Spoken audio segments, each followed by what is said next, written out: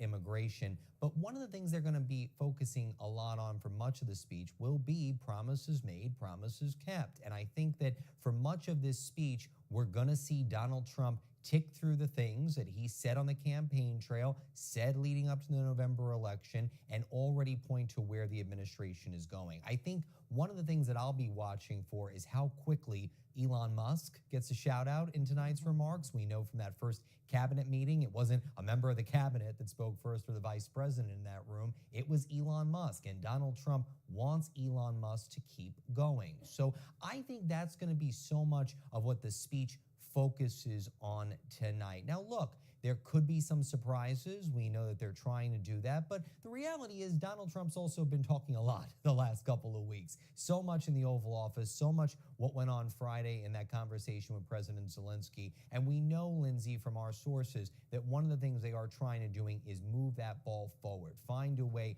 to come to some sort of a deal. But certainly that is going to be something we'll be waiting for some time, given how tense the situation is right now. Of course. And I'm curious how you think that this might be a different Donald Trump than the one we saw address Congress in his first term. I think this is going to be a guy that is emboldened. This is a person that, is not going to be up there trying to figure it out. This is going to be a person that's looking around there and enjoying every minute of it. Look at Donald Trump when he took the oath of office, right? Look at the speech that he gave within the rotunda just a month ago. We can believe it, give or take. This is a guy that's going to stand in that room and feel the power, feel the mandate. So I think for much of Donald Trump's remarks tonight, if there is any, sign of booing or yelling or jeering from the Democrats, he's going to blow right past it. I mean, this is someone that actually feels very much emboldened. The way I explained it to somebody that asked me the other day from my perspective, it's kind of like the reality of, the way that we grow up and evolve, right? Term one, we're figuring it out. We're still getting our sense on how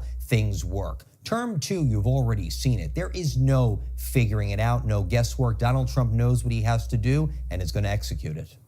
John, real quick before you go, what's the over-under? In the past, Clinton, I think, has the record from 2000. He went an hour and 28 minutes. You think Trump is longer or shorter? So I got a number, but it's off the record, so I can't share it with you, Lindsay. But I think it's going to blow past that. Okay. All right. Fair enough. John Santucci, thank you, Thanks, as always. Trump is likely to address, of course, U.S.-Ukraine relations tonight after that tense White House meeting with President Volodymyr Zelenskyy and President Trump's decision to pause military aid there. For more on that, we're joined by ABC senior White House correspondent Selena Wang. Selena, of course, there was that awkward visit in the Oval Office, the pause on military aid, the attempts to end the war with Russia. What are you hearing about how the president will address Ukraine tonight?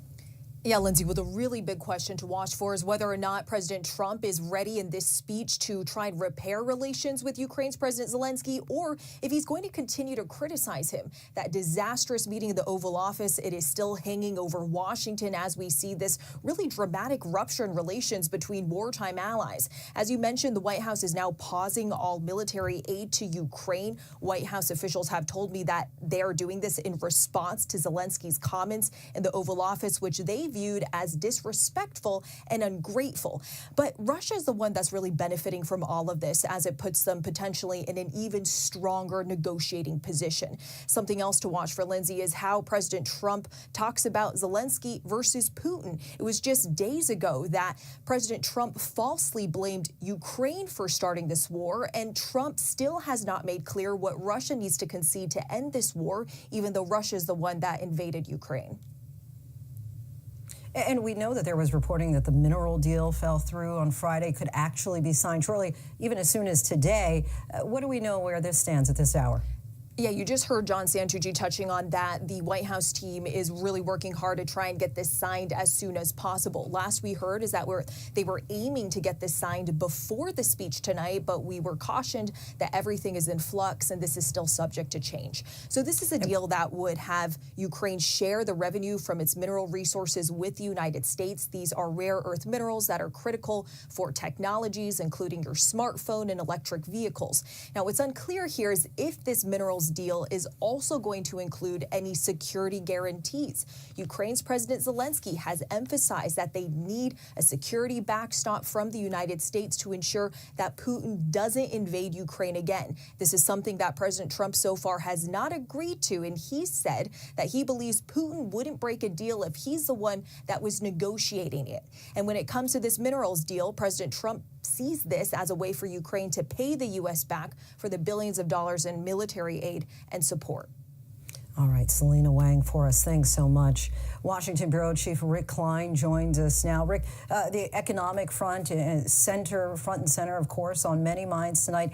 We've grown accustomed to seeing and hearing from President Trump really on a daily basis, but today he's been tucked away at the White House. What can you tell us about the final preparations and his overall mood heading into tonight's joint address to Congress? Yeah, Lindsay, by all accounts, he's in a good mood. He's been joking behind the scenes a little bit, and I think in his interactions that he's had with members of Congress, it's clear that this is a man who feels emboldened, empowered at this moment. And it's in part because he has dominated almost every single news cycle since he became president. You're right about how unique today is, unusual today is, that you can actually get away really nowhere by doing lots of in the public sphere by design. But his actions are everywhere. To see how he's driving world affairs with Ukraine and with Israel, to see how he's driving economic conditions with the stock market and the Canadian reaction to his tariffs, he is in the middle of the action. And when he speaks tonight, he'll again have that opportunity to move action. But it is unusual in the sense that we've heard so much from him tonight.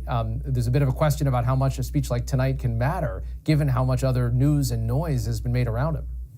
And, of course, Elon Musk expected to be in the chamber tonight, as well as his Doge team. They've all been busy amid the firing of federal workers. We're now learning that the Trump administration is preparing to try to sell hundreds of government buildings, including the Department of Justice, the FBI headquarters. What can you tell us about this and the potential impact?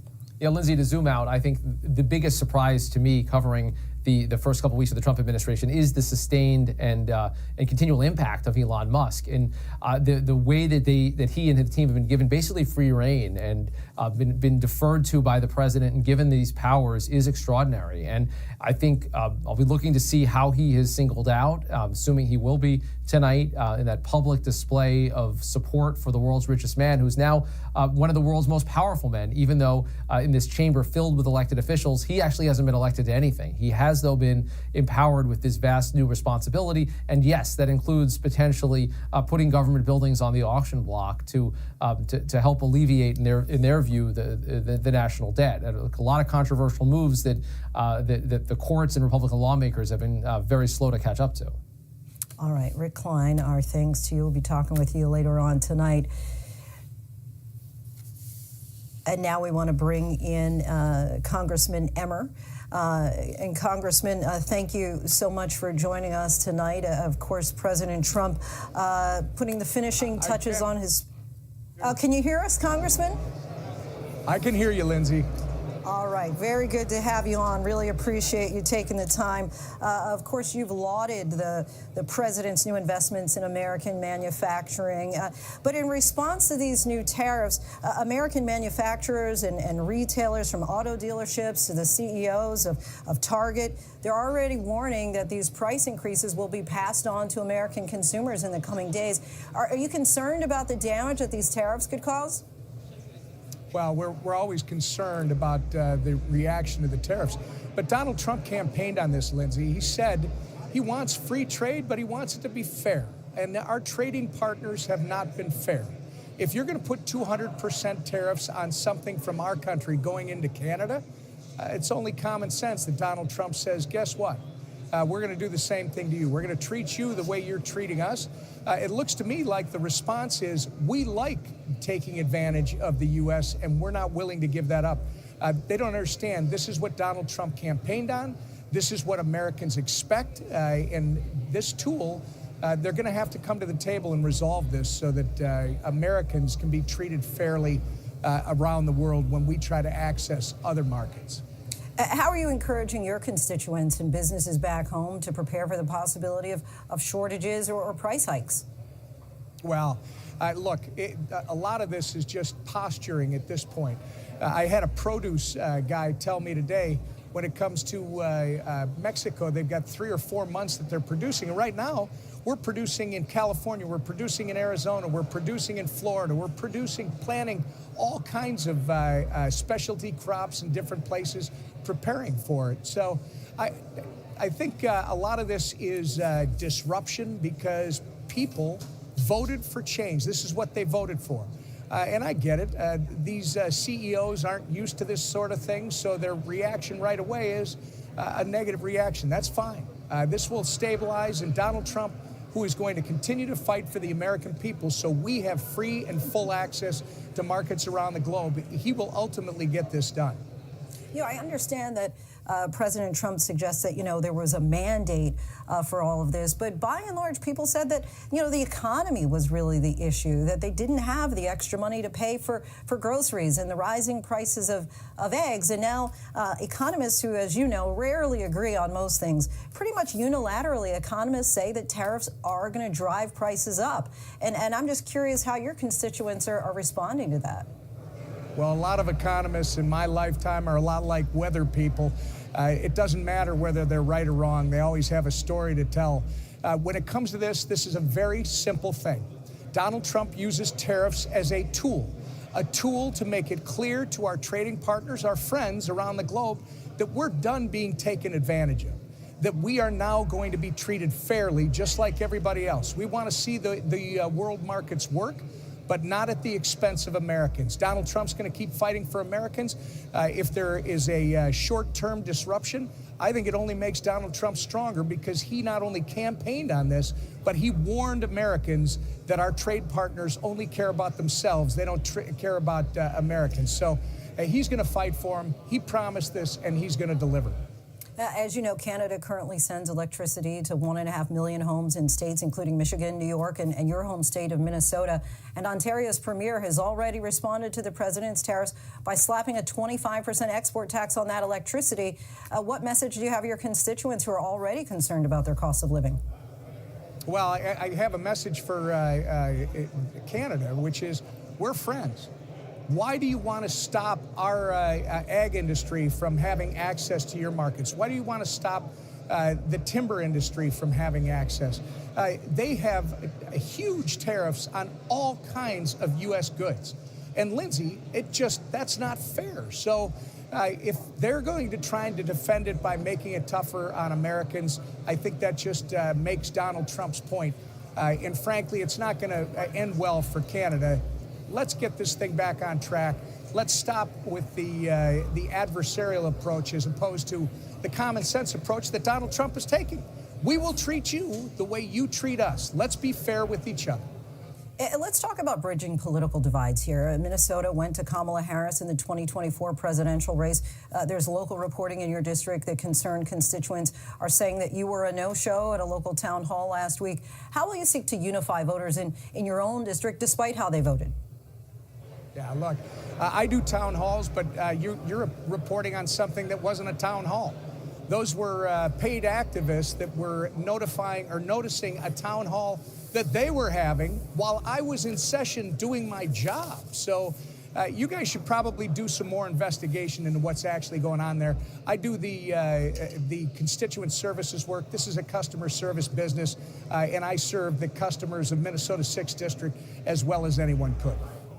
Understood. All right. House Majority Whip Tom Emmer, always appreciate your time and coming on the show. Thank you so much. Thank you, Lindsay. President Trump is also expected to tout his administration's efforts to secure the southern border and claim that crossings and apprehensions have dramatically decreased. The president posted on Truth Social this weekend saying, quote, "The invasion of our country is over." Could this be a snippet of what we'll hear from him tonight? ABC News' national correspondent Maria Villarreal joins us now from Texas. Maria, before we dive into immigration, Representative Emmer said that he spoke to produce person about tariffs, but you're hearing a different reaction in Texas. You know, Lindsay, I'd like to know who his produce person is, because I was on the phone all day long with farmers, ranchers, growers, and for that matter, produce association presidents all day long. And on top of that, restaurant president associations. There is some real fear here in Texas that there is going to be not just tariffs, but a ripple effect that could potentially shut down restaurants and legacy-owned ranches and farms down in South Texas. You know, the bigger concern is how quickly this is going to be put into effect. Already, you know, we have transportation companies that are sending notes, you know, to farmers basically saying, listen, we have no other choice but to start to weave in these tariffs into what you are already paying, the high price of just getting, you know, produce from Mexico into the U.S. So the idea that this isn't going to directly impact us very quickly, I think, is probably a, you know, misconception. This is someone that, you know, obviously represents people out of Minnesota, but we're talking people that live on the border, that are working the farms down there right now and saying it is already starting to affect us. President Trump has claimed that there's been a 94% decrease in border crossings since he became president. Explain those numbers for us. So this is information that was recently given out by the new Border Patrol chief. He basically was comparing numbers from February of this year to February of last year. And we have seen a considerable decrease.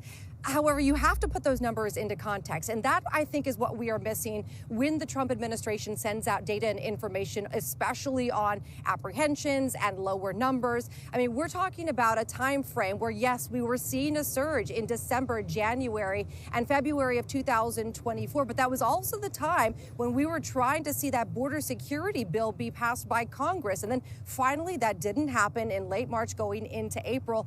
And obviously, the president at the time, Biden administration, had to put an executive order in place, essentially shutting down the border. So what those numbers don't tell you is that we started to see a dramatic decrease starting in June of 2024, the previous administration. And then, yes, a credit to a lot of what we have seen along the border over the last month or so. But again, I think it's all in the way that this is presented to the American people and the lack of context there. Also knowing that the CBP One app, for example, has been completely shut down.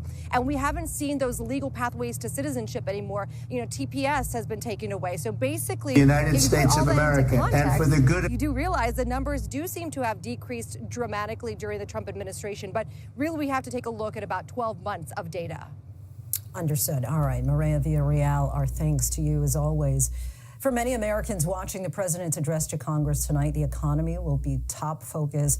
For a look at what the president is likely to say about that and other... I'm aligned with the world, and I want to get this thing over with. You see the hatred he's got for me to make a deal with that kind of hate. He's got tremendous hatred, and I understand that, but I can tell you the other side isn't exactly in love with, you know, him either.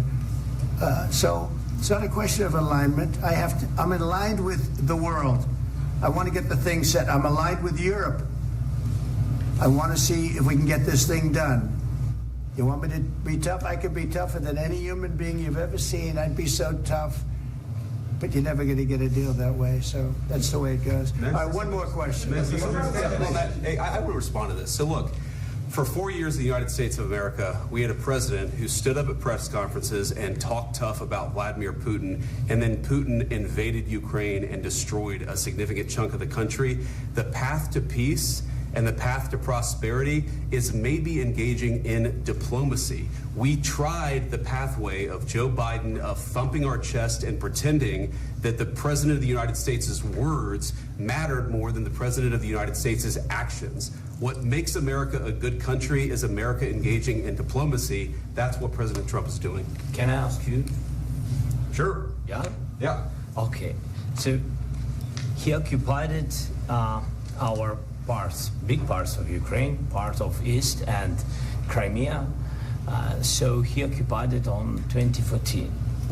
So during a lot of years, so I'm not speaking about just Biden, but those time was Obama, then President Obama, then President Trump, then President Biden, now President Trump, and God bless, now President Trump will stop him. But during 2014, nobody stopped him.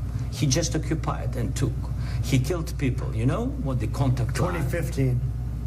2014. 2014 and 2014. 2014. Yeah. So I was not here. Yeah, but That's exactly right. Yes, but during 2014 till 2022, yeah, the situation the same. The people have been dying on the contact line. Nobody stopped him.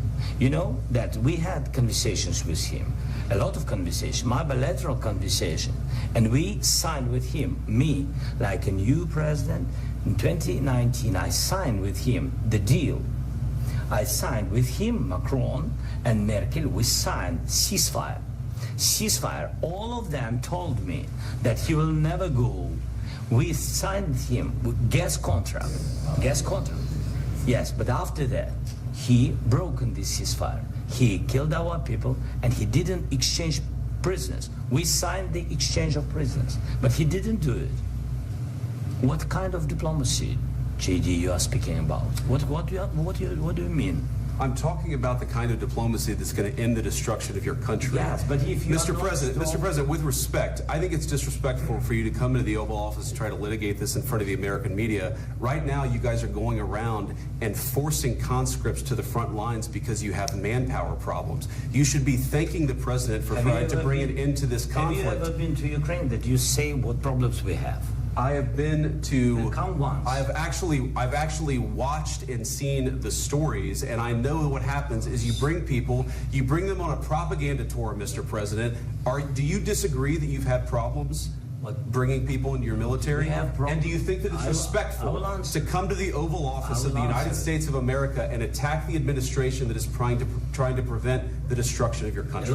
A lot of questions. Let's start from the beginning. Sure. First of all, during the war, everybody has problems, even you, but you have nice ocean and don't feel now, but you will feel it in the future. God bless. You don't know that. God bless. You don't God know bless. that. You will not have war. Don't tell us what we're going to feel.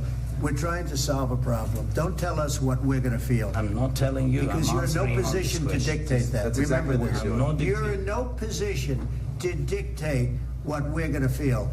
We're going to feel very good. You will feel influence. We're going to feel very good and very strong. You will feel influence. You're right now not in a very good position. You've allowed yourself to be in a very bad position, and he happens to be right about it. From the very beginning of the war. You're not in a good position. You don't have the cards right now.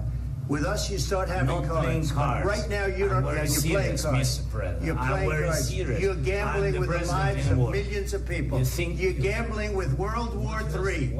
You're gambling with World War III.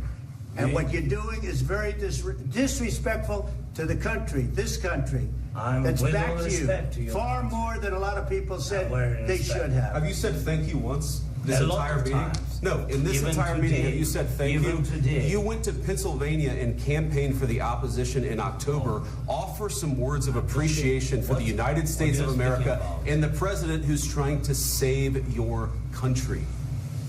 Please, you think that if you will speak very loudly about the war, you can... He's not speaking loudly. He's not speaking loudly. Your country's in big trouble. Can I Wait a answer? minute. No, you've done a lot of talking.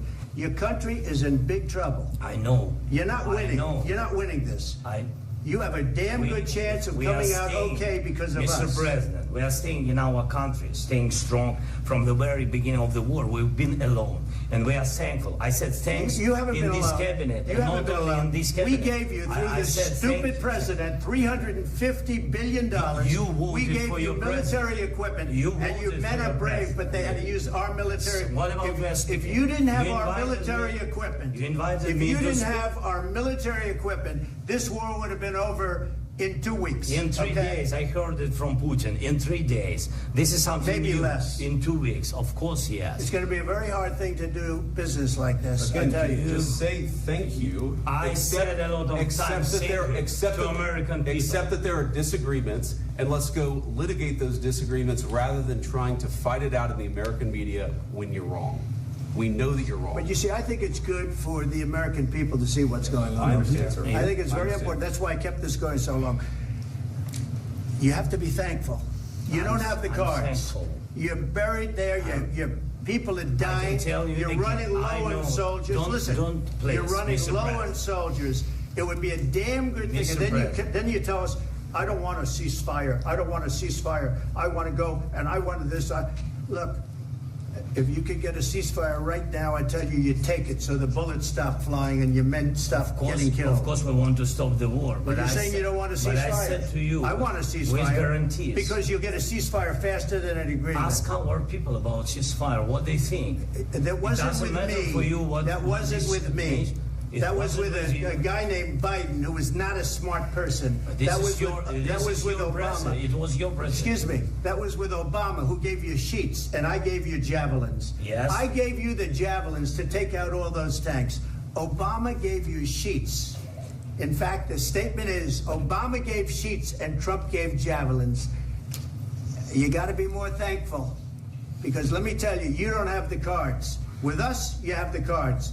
But without us, you don't have any cards. One more question to Mr. Vice President. I'm sorry. It's going to be a tough deal to make because the attitudes have to change. What if Russia breaks ceasefire? What if Russia breaks peace talks? What do you do then? I understand that it's a heated conversation right now. What are you saying? She's asking, what if Russia breaks the ceasefire? What if anything? What if a bomb drops on your head right now? Okay? What if they broke it? I don't know. They broke it with Biden because Biden, they didn't respect him. They didn't respect Obama. They respect me. Let me tell you, Putin went through a hell of a lot with me. He went through a phony witch hunt where they used him and Russia. Russia. You ever hear of that deal? That was a phony Hunter Biden, Joe Biden scam. Hillary Clinton, Shifty Adam Schiff. It was a Democrat scam. And he had to go through that. And he did go through it. We didn't end up in a war. And he went through it. He was accused of all that stuff. He had nothing to do with it. It came out of Hunter Biden's bathroom. It came out of Hunter Biden's bedroom. It was disgusting. And then they said, oh, the laptop from hell was made by Russia. The 51 agents. The whole thing was a scam. And he had to put up with that. He was being accused of all that stuff. All I can say is this. He might have broken deals with Obama and Bush, and he might have broken them with Biden. He did, maybe. Maybe he didn't. I don't know what happened. But he didn't break them with me. He wants to make a deal. I don't know if you can make a deal.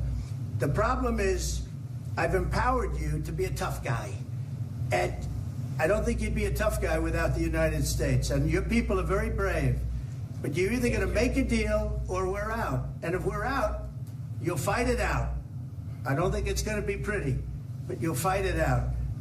But you don't have the cards. But once we sign that deal, you're in a much better position. But you're not acting at all thankful. And that's not a nice thing. I'll be honest, that's not a nice thing. All right, I think we've seen it enough. What do you think?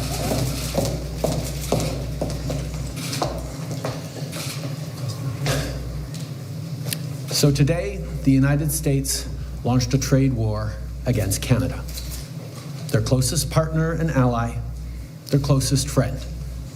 At the same time, they're talking about working positively with Russia, appeasing Vladimir Putin, a lying, murderous dictator. Make that make sense. Canadians are reasonable, and we are polite, but we will not back down from a fight. Not when our country and the well-being of everyone in it is at stake. At the moment, the U.S. tariffs came into effect in the early hours of this morning, and so did the Canadian response. Canada will be implementing 25% tariffs against $155 billion worth of American goods, starting with tariffs on $30 billion worth of goods immediately, and tariffs on the remaining $125 billion of American products in 21 days' time. Encore aujourd'hui, on se voit forcé d'imposer des droits de douane de 25% sur 155 milliards de dollars américains de marchandises. 30 milliards de marchandises américaines, excusez-moi. 30 milliards de dollars de façon immédiate et dans 21 jours, 125 milliards de dollars de marchandises de plus. Today, we will also be challenging these illegal actions by filing dispute resolution claims at the World Trade Organization and through the USMCA. But in the meantime, our tariffs will remain in place until the U.S. tariffs are withdrawn, and not a moment sooner. And should these tariffs not cease, we are in active and ongoing discussions with provinces and territories to pursue several non-tariff measures. Measures which will demonstrate that there are no winners in a trade war. Now, just like I did a month ago, I want to speak first directly to the American people. We don't want this. We want to work with you as a friend and ally. And we don't want to see you hurt either. But your government has chosen to do this to you. As of this morning, markets are down, and inflation is set to rise dramatically all across your country. Your government has chosen to put American jobs at risk, at the thousands of workplaces that succeed because of materials from Canada or because of consumers in Canada, or both. They've chosen to raise costs for American consumers on everyday essential items like groceries and gas, on major purchases like cars and homes, and everything in between. They've chosen to harm American national security, impeding access to the abundant critical minerals, energy, building materials, and fertilizers that we have and that the United States needs to grow and prosper. They've chosen to launch a trade war that will, first and foremost, harm American families. They've chosen to sabotage their own agenda that was supposed to usher in a new golden age for the United States. And they've chosen to undermine the incredible work we've done together to tackle the scourge that is fentanyl, a drug that must be wiped from the face of the earth. So on that point, let me be crystal clear. There is absolutely no justification or need whatsoever for these tariffs today. Now, the legal pretext your government is using to bring in these tariffs is that Canada is apparently unwilling to help in the fight against illegal fentanyl. Well, that is totally false. Let's look at the facts. Our border is already safe and secure. Far less than 1% of fentanyl flows and less than 1% of illegal crossings into the United States comes from Canada. But we acted because we know we can always do better. We responded to concerns, including from the president, by implementing an ambitious $1.3 billion border plan. A border plan that includes generational investments in new AI and imaging tools to stop the flow of fentanyl in its tracks, stronger coordination and information sharing with American agencies, along with the deployment of drones, helicopters, and additional personnel to keep our border secure. Now, a month ago, as part of an agreement with the United States that paused the tariffs, we made further commitments. We appointed Kevin Brasseau as our fentanyl czar, a man who dedicated his multi-decade career in law enforcement to combating organized crime networks and drug trafficking. We designated 7 drug cartels, sick, evil groups who cynically profit off the pain and suffering of people on both sides of the border, as the terrorist organizations that they are. And just yesterday, we launched a new joint operations partnership supported by a $200 million investment between Canada's security and law enforcement agencies, a partnership that will enhance the coordination of information and intelligence in order to thwart criminal gangs involved in the illegal fentanyl trade. And critically, our actions are working. As the U.S. Customs and Border Protection just acknowledged, there was a 97% drop in fentanyl seizures from January compared to December, to a near zero low of less than half an ounce seized in January, even with all the further enforcements and actions we've taken at the borders. In sum, we stepped up. We engaged closely and constructively with the president and his administration. We did everything we promised. We stuck to our word. And we did it because we believe in working together to protect our citizens. Now I want to speak directly to one specific American, Donald. In the over 8 years you and I have worked together, we've done big things.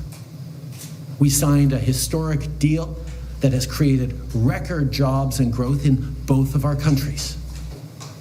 We've done big things together on the world stage, as Canada and the US have done together for decades, for generations. And now we should be working together to ensure even greater prosperity for North Americans in a very uncertain and challenging world. Now, it's not in my habit to agree with the Wall Street Journal, but Donald, they point out that even though you're a very smart guy, this is a very dumb thing to do. We two friends fighting is exactly what our opponents around the world want to see. And now, to my fellow Canadians, I won't sugarcoat it. This is going to be tough, even though we're all going to pull together, because that's what we do. We will use every tool at our disposal so Canadian workers and businesses can weather this storm. From expanding EI benefits and making them more flexible to providing direct supports to businesses, we will be there as needed to help.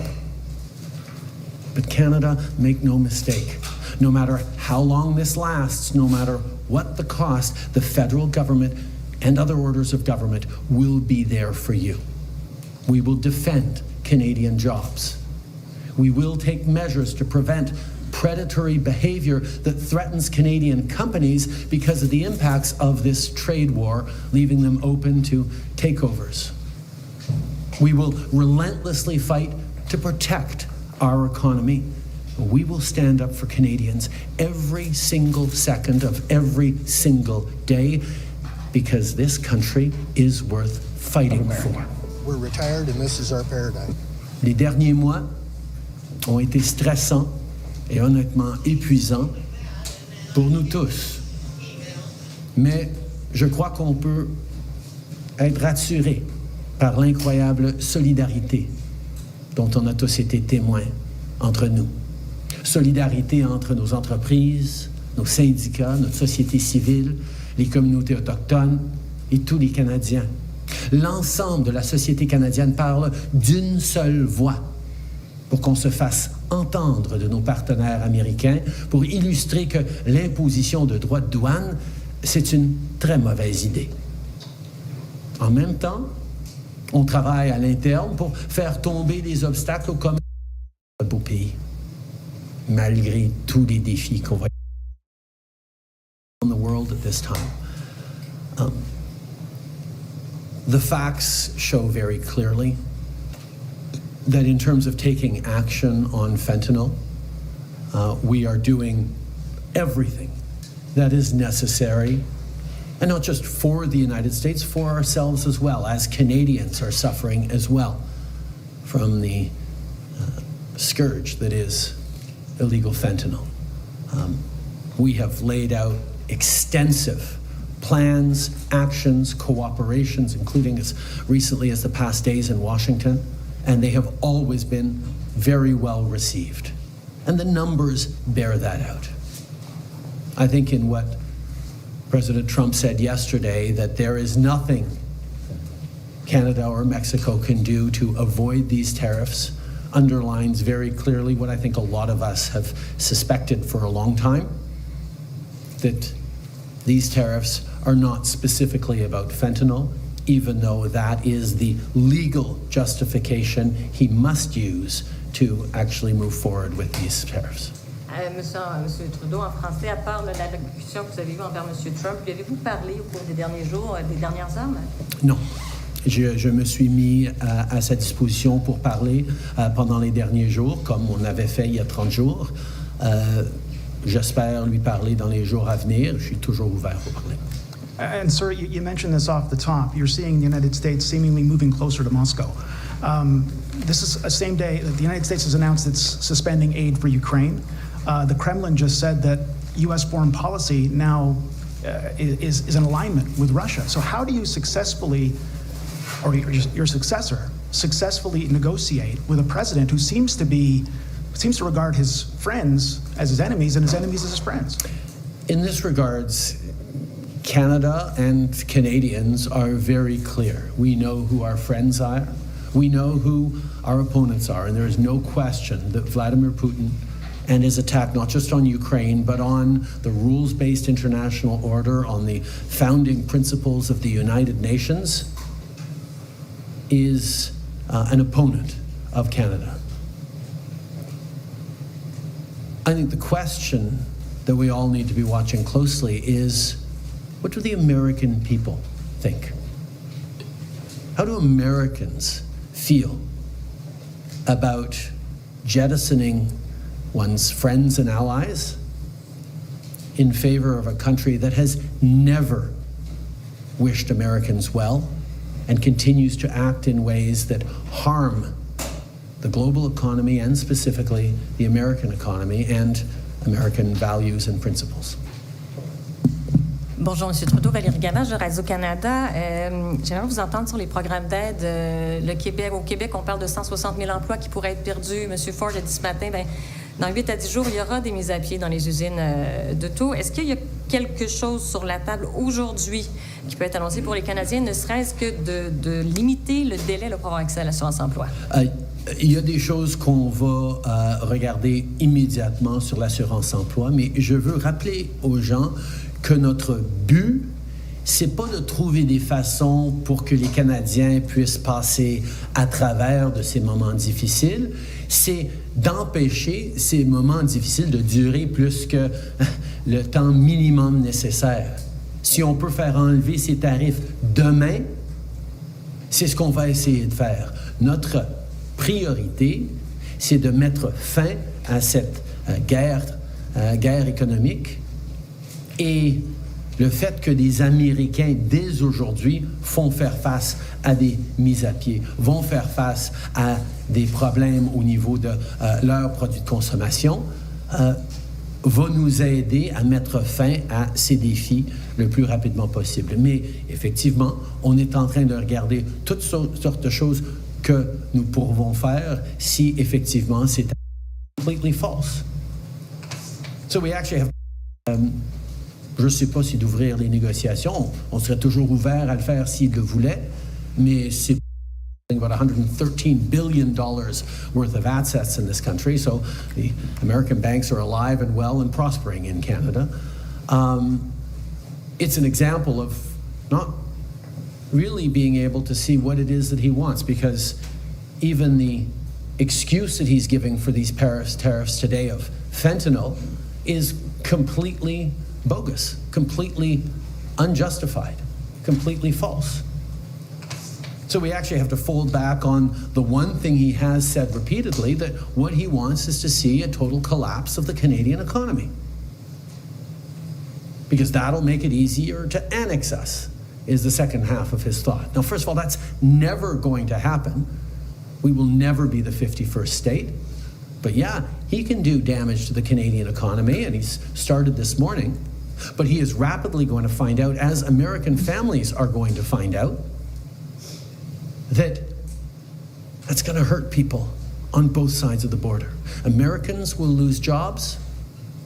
Americans will be paying more for groceries, for gas, for cars, for homes, because we have always done best when we work together. So we are, of course, open to starting negotiations on the customer review, but let us not fool ourselves about what he seems to be wanting. And I will admit, I have been holding out hope that these tariffs were just a clever negotiating ploy that would have the impact that they're having now without even bringing them in over the past weeks, as we've seen order books dry up for Canadian companies from American customers, as we've seen expansion plans in Canada put on hold, as we've seen people choosing to invest in the United States over the past weeks because of the threat of tariffs.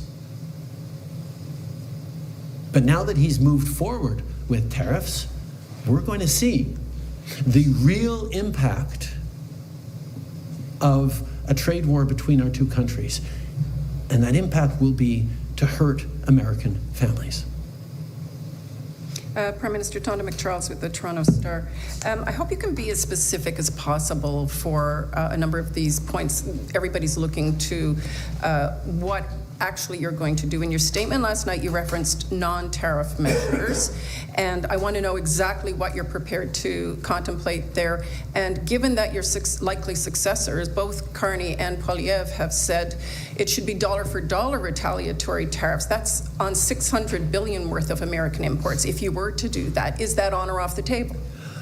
I will be sitting down, as I have every week, for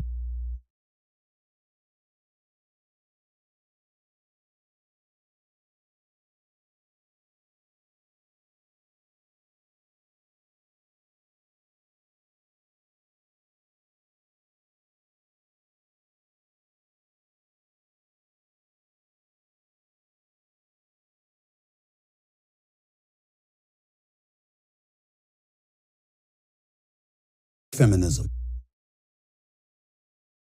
Own party who always vote against temporary government funding measures, opposition to it. And so Mike Johnson has consistently turned to Democrats to pass temporary measures to keep the government funded. Last time we played this game in December, the legislature keep the government funded than Republicans did. But one of the rumblings we're hearing from Democrats now is because they have such strong opposition to what they're seeing out of this administration, and in particular, the thousands of firings of federal workers by Elon Musk and Doge, there are some rumblings that Democrats would consider gambling with withholding their votes and potentially prompting a government shutdown to try to extract some concessions out of this administration. Now, these are just rumblings. We haven't heard it from the vast majority of House Democrats. We haven't even heard it from House Democratic leadership, but Democrats acknowledge they have limited cards to play here. They don't control the House. They don't control the Senate. So there are limited moves they can make to try to make meaningful changes and extract meaningful concessions out of Speaker Johnson and out of President Trump. And moving on to those tariffs, Elizabeth, President Trump likes to say it's his favorite word. Then people said, oh, well, what about love, family, country? And then he said, okay, tariffs, that's my fourth favorite word. Canada and China are already retaliating. Going to announce retaliatory tariffs on Sunday. What kinds of concessions is President Trump looking for by starting a trade war? And Lindsay, this is a trade war. What President Trump says is that he wants to reduce the flow of fentanyl into the U.S.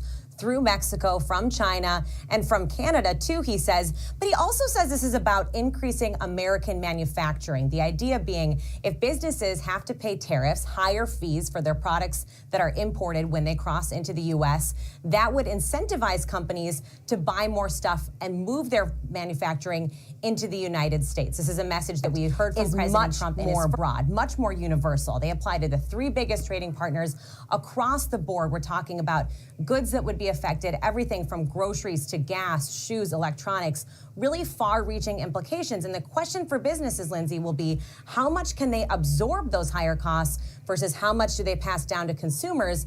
Households could end up paying up to $2,000 extra per year because of these tariffs, according to some estimates, as businesses decide if they do need to pass on those higher costs. Right. People concerned about those higher costs as well as shortages potentially. Elizabeth Schulze, Jay O'Brien, we thank you both so much. And that is our show for this hour. I'm Lindsay Davis. Be sure to stay tuned with us as we count down to the presidential address to Congress. President Trump's first since taking office for the second time.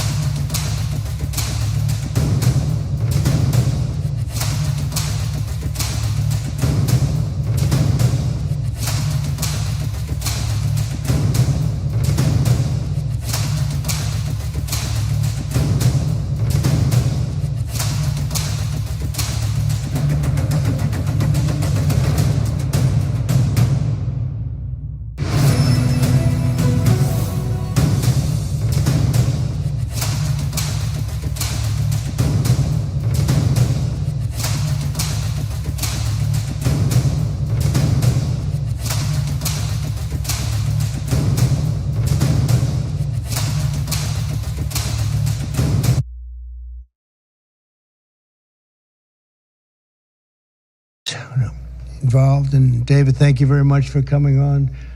David is sort of the king of intellect in that world. We have some good people. Today, Taiwan Semiconductor is announcing that they will be investing at least $100 billion in new capital in the United States over the next short period of time to build state-of-the-art semiconductor manufacturing facilities. I think mostly it's going to be in Arizona, which is what I understand, which is a great state. I like it because I won it, but I won most of them actually. But we won it, and we won it big.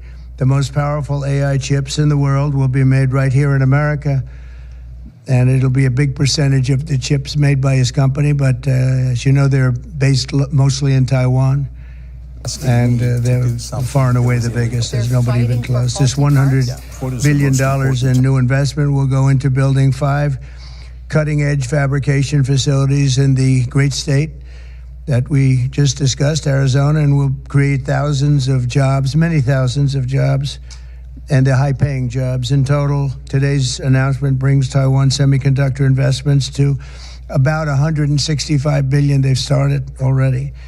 Among the largest new foreign direct investments in the United States, Apple, as you know, made a big announcement last week of $500 billion, and we have some others that have announced. We have many that want to announce, but I don't have time to do all of these announcements, I tell you. But for you, I'm doing the announcement. Thank you. This will create hundreds of billions of dollars in economic activity and boost America's dominance in artificial intelligence and beyond. Semiconductors are the backbone of the 21st century economy, and really, without the semiconductors, there is no economy. Powering everything from AI to automobiles to advanced manufacturing. And we must be able to build the chips and semiconductors that we need right here in American factories with American skill and American labor. And that's exactly what we're doing. As you know, Taiwan pretty much has a monopoly on that market. And I think pretty much is not a term that's even appropriate. They do have a monopoly. And this is a tremendous move by the most powerful company in the world. It's a matter of economic security. It's also a matter of national security for us. And at the same time, Mr. Wei will be able to diversify and have. Ever since day one of Trump's presidency, he has threatened sweeping tariffs against Canada and Mexico. We will tariff and tax foreign countries to enrich our citizens. He negotiated, he delayed, and he backed off. Until now. Today, his original promise, 25% tariffs across the board on nearly all Canadian goods, is finally taking effect. U.S. President Donald Trump's punishing tariffs are now in force. What he wants is to see a total collapse of the Canadian economy, because that'll make it easier to annex us. So what does this mean exactly? Why is he doing this? Why now? How badly will this hurt? And how is it we know this is just the beginning? So effective today, Tuesday, March 4th, when I record this, U.S. imports from Canada and Mexico will be subject to a 25% tariff. The only carve-out is on energy, which in Canada's case mainly means oil. That's being taxed at 10%. Canada's been very tough on oil, on energy. They don't allow a lot of things in, and we allow everything to come in. It's been a one-way street. A tariff on Canada is simply a tax that the Trump administration will charge Americans who buy Canadian goods. So if an American store is stocking its shelves with whatever's in this Canadian box of goods, it used to cost $100 a box to import, but a 25% tariff means on top of that, the American buyer has to pay an additional $25 to the US government. And this affects all sorts of things Americans buy, probably without even realizing that they're coming from Canada. Food, medicine, cars, and then a whole lot of stuff used to make other stuff, like oil, lumber, and concrete. If those things become more expensive, then gas, furniture, even bridges and skyscrapers also become more expensive for Americans. That's the spiraling nature of tariffs, where they often affect more things than you'd think, and sometimes even affect the same thing multiple times if they cross the border multiple times. Because to use cars as an example, they aren't just built in one country. The engine might be built in one place, the transmission in another, then they're assembled in yet another place. And all of these components can cross national borders multiple times before they magically turn into a car. A tariff is charged at every such border crossing. All of this makes life more expensive, either for those American companies importing Canadian goods or the consumers who they then pass those costs down to, or a mix of both. The damage has been done. We've lost millions of people due to fentanyl. It comes mostly from China, but it comes through Mexico and it comes through Canada. We need to see real engagement on the fentanyl issue, on the drug issue. That is fundamentally the underlying element of these tariffs. Trump's legal basis for imposing tariffs hinges on the belief that fentanyl entering the U.S. from Canada constitutes a national emergency. The White House cites this widely as the sole justification it needs. The Canadians have allowed a lot of fentanyl to come into the country. It's not a defense to say more has come from Mexico, because way too much has come from Mexico too. But putting equal tariffs on Canada and Mexico, as if to suggest they are equally responsible for the influx of fentanyl into the U.S., ignores one key fact. Less than 1%. Less than 1% of fentanyl that is in the U.S. comes from Canada. Canada is not an issue in terms of source of illegal fentanyl into the United States. Last year, U.S. agents only seized about 50 pounds of fentanyl at its northern border with Canada. Compare that to the more than 20,000 pounds, almost 10,000 kilos of fentanyl seized at the southern border with Mexico. But Canada had set that aside because tariffs constitute such an existential threat to this country's economy that in December of last year, the government scrambled. Our new border plan, backed by an investment of $1.3 billion, will secure our border against the flow of illegal drugs and irregular migration. This plan was all about new helicopters, surveillance, and personnel to crack down on Canada's side of the border. The result? The very next month, U.S. agents encountered dramatically less fentanyl on their side of the border. This is U.S. data, how much fentanyl they're stopping on their border with Canada. So you can see there are some months in 2024 where they seized 6 pounds of fentanyl. Here's 17 pounds, 7 pounds in September last year. But if I hover over January 2025, after Canada clamped down, U.S. agents only came across 0.03 pounds of fentanyl the entire month. Even the excuse that he's giving for these tariffs today of fentanyl is completely bogus, completely unjustified, completely false. So what I don't fully understand, just based on the raw numbers that I'm seeing, is whether there was ever truly a way for Canada to avoid Trump's tariffs. He has always been vague about what he even really wants, beyond the broadest goal that he wants fentanyl to stop flowing from Canada into the US, no matter that it's widely believed to make up the tiniest fraction of all fentanyl that comes in. And Trump has always appeared to have other reasons, besides the pretense of fentanyl, to want to put pressure on Canada's economy. You need an emergency that you can sell to the American people. A fentanyl crisis does that. It's simply been a means to an objective, which was to gain tariff authority. And he made this clear as recently as yesterday. I would just say this to people in Canada or Mexico: if they're going to build car plants, the people that are doing them are much better off building here. Yes, a big part of Trump's vision for tariffs is as a tool to bring manufacturing back to the U.S. We have a tremendous deficit with Canada. We don't need them to make our cars. We don't need them to give us lumber. We subsidize Canada by the tune of about $200 billion a year. And for what? Tariffs force American buyers to make a tough choice. Continue buying Canadian with more and more tax piled on top, or buy American. And better still, if you're a company that currently makes things in Canada, because there, maybe you have access to the right skills, lower wages, a lower dollar, cheaper energy. Well, things are about to get more expensive for you. So why don't you just save yourself the trouble and relocate everything to the States? That's America first. The United States has been ripped off by virtually every country in the world. America will be a manufacturing nation once again.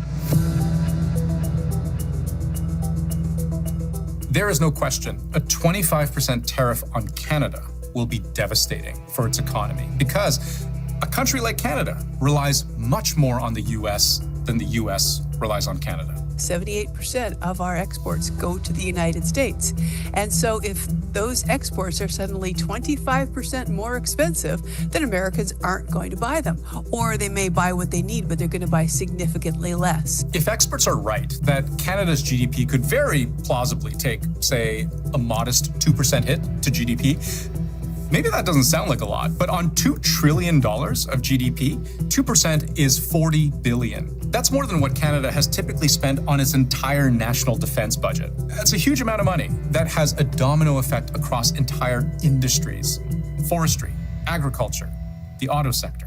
Weaponized uncertainty instills fear into foreign investors, and it also instills fear into Canadian companies that maybe I need to move that plant expansion to the other side of the border. And the U.S., too, would feel some pain. Canada and Mexico, in that order, are the two largest bilateral trading partners the U.S. has. From those two countries alone, Americans buy almost $1 trillion worth of goods each year. A tariff makes those goods more expensive. It will reduce the amount of income in consumers' pockets to go spend on restaurants, cars, home renovations. Estimates for just how much more expensive things will get are going to vary wildly, because it really depends on how much of the tariffs companies absorb so that consumers don't have to. But two things. Consumer spending accounted for almost 70% of US GDP last year. It is the driver of the American economy. So if prices go up, as experts widely predict, and inflation gets worse, the economy as a whole suffers in a big way, because the American economic engine relies so heavily on people buying stuff. But also consider, Canada is planning to hit back. I want to speak first directly to the American people. We don't want this. And we don't want to see you hurt either. But your government has chosen to do this to you. In all, it has plotted out counter tariffs of 25% on $155 billion worth of American goods. And we're talking a whole range of stuff from American clothes, cosmetics, carpets, shampoo, furniture, jewelry, to more significant items that have serious supply chain implications, like steel and aluminum. Making those American products more expensive for Canadians to buy has a very specific goal: to hurt American industry. It's trying to use soft power to target products that will have minimal damage to Canadian consumers, but inflict maximum damage on American politicians. What's next is a very tricky question, Because on this file especially, Trump has been so unequivocal, yet so unpredictable at the same time, that it's like trying to read tea leaves while they're still in the bag, and the bag is on fire. After months of talk on tariffs, the stock market has only now seemed to decide it's time to take this seriously. Markets took a sharp downward turn once it became clear these 25% tariffs are unavoidable. The stock markets have reacted very badly to this announcement from Donald Trump. You've seen a bit of pent-up reaction to this flooding into the markets. And there's more to come. Just last week, Trump signed an executive order to investigate whether there should be new tariffs on lumber. 25% tariffs on steel and aluminum are scheduled to kick in on March 12th. Reciprocal tariffs are expected to go into effect April 2nd. And now, also on that same day, to the great farmers of the United States, tariffs will go on external product on April 2nd. Have fun. And who knows what other tariffs Trump will pull out of his hat. But think of today as phase one. The threat Trump has been making for months, now made real.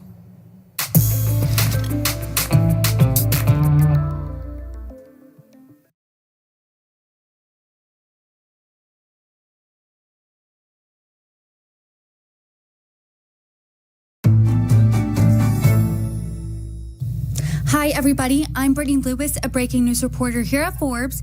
Joining me now is Andrew Wilson, Deputy Secretary.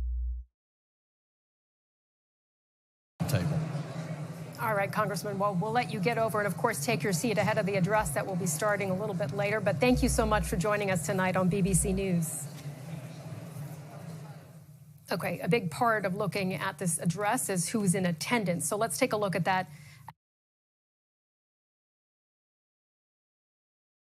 President Trump just took another shot at Ukrainian President Volodymyr Zelenskyy. It happened just moments ago. The commander-in-chief posted the following on social media, quote, "This guy doesn't want there to be peace as long as he has America's backing and Europe."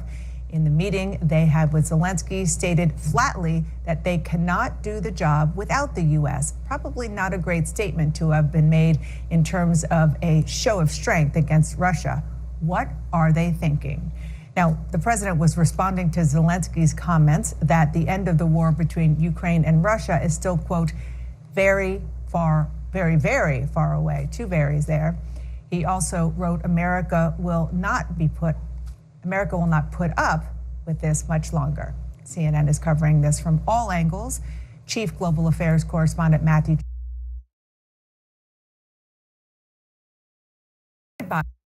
be engaging in diplomacy.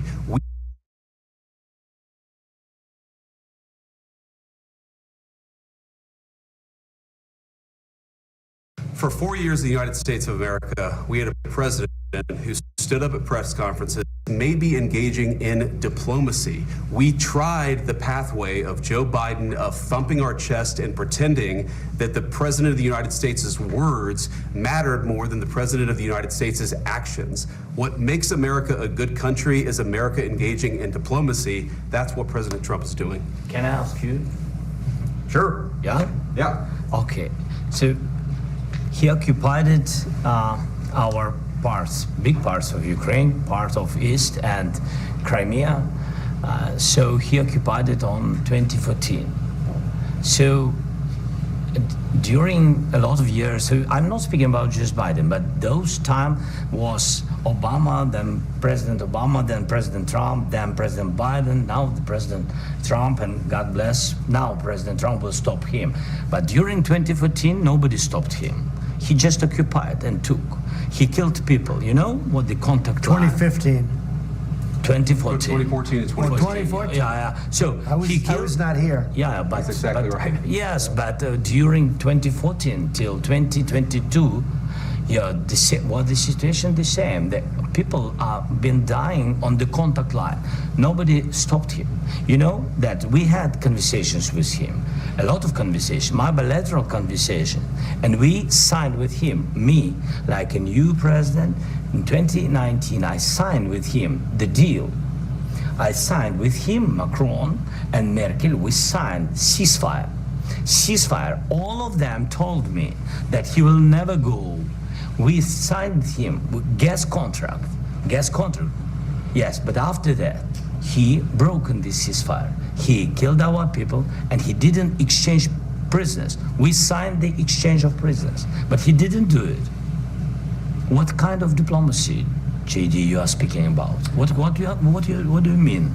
I'm talking about the kind of diplomacy that's going to end the destruction of your country. Yes, but if you Mr. President, with respect, I think it's disrespectful for you to come into the Oval Office and try to litigate this in front of the American media. Right now, you guys are going around and forcing conscripts to the front lines because you have manpower problems. You should be thanking the president for trying to bring an end to this conflict. Have you ever been to Ukraine that you say what problems we have? I have been to. Count once. I've actually watched and seen the stories, and I know what happens is you bring them on a propaganda tour, Mr. President. Do you disagree that you've had problems bringing people into your military? And do you think that it's respectful to come to the Oval Office of the United States of America and attack the administration that is trying to prevent the destruction of your country? A lot of questions. Let's start from the beginning. Sure. First of all, during the war, everybody has problems, even you, but you have nice ocean and don't feel now, but you will feel it in the future. God bless. You don't know that. God bless. God bless. You will not have war. Don't tell us what we're going to feel. We're trying to solve a problem. Don't tell us what we're going to feel. I'm not telling you. Because you're in no position to dictate that. That's Remember exactly this. You're in no position to dictate what we're going to feel. We're going to feel very good. You will feel influence. We're going to feel very good and very strong. You will feel influence. You're right now not in a very good position. You've allowed yourself to be in a very bad position, and he happens to be right about it. From the very beginning of the war. You're not in a good position. You don't have the cards right now. With us, you start having cards. But right now, you don't. Yeah, you're playing cards. You're playing cards. You're gambling with the lives of millions of people. You're gambling with World War III. You're gambling with World War III. And what you're doing is very disrespectful to the country, this country. That's back to you. Far more than a lot of people said they should have. Have you said thank you once? This entire meeting? No, in this entire meeting, have you said thank you? You went to Pennsylvania and campaigned for the opposition in October. Offer some words of appreciation for the United States of America and the president who's trying to save your country. Please, you think that if you will speak very loudly about the war, you can... He's not speaking loudly. He's not speaking loudly. Your country's in big trouble. Can I answer? Wait a minute. No. You've done a lot of talking.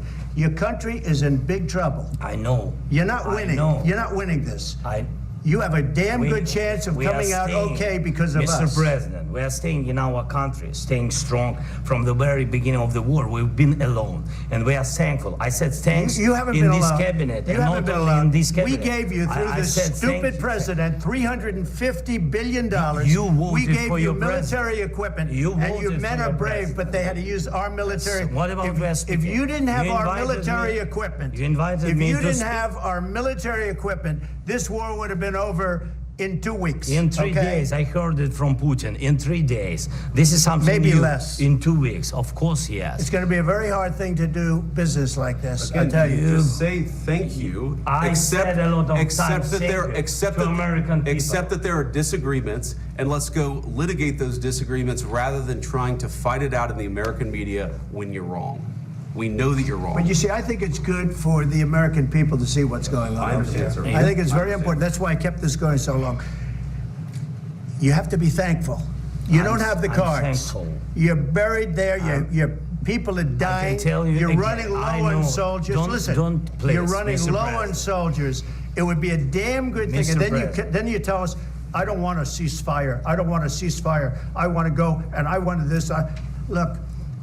If you could get a ceasefire right now, I tell you, you take it so the bullets stop flying and your men stop getting killed. Of course, we want to stop the war. But you're saying you don't want a ceasefire. But I said to you, I want a ceasefire. With guarantees. Because you'll get a ceasefire faster than an agreement. Ask our people about ceasefire, what they think.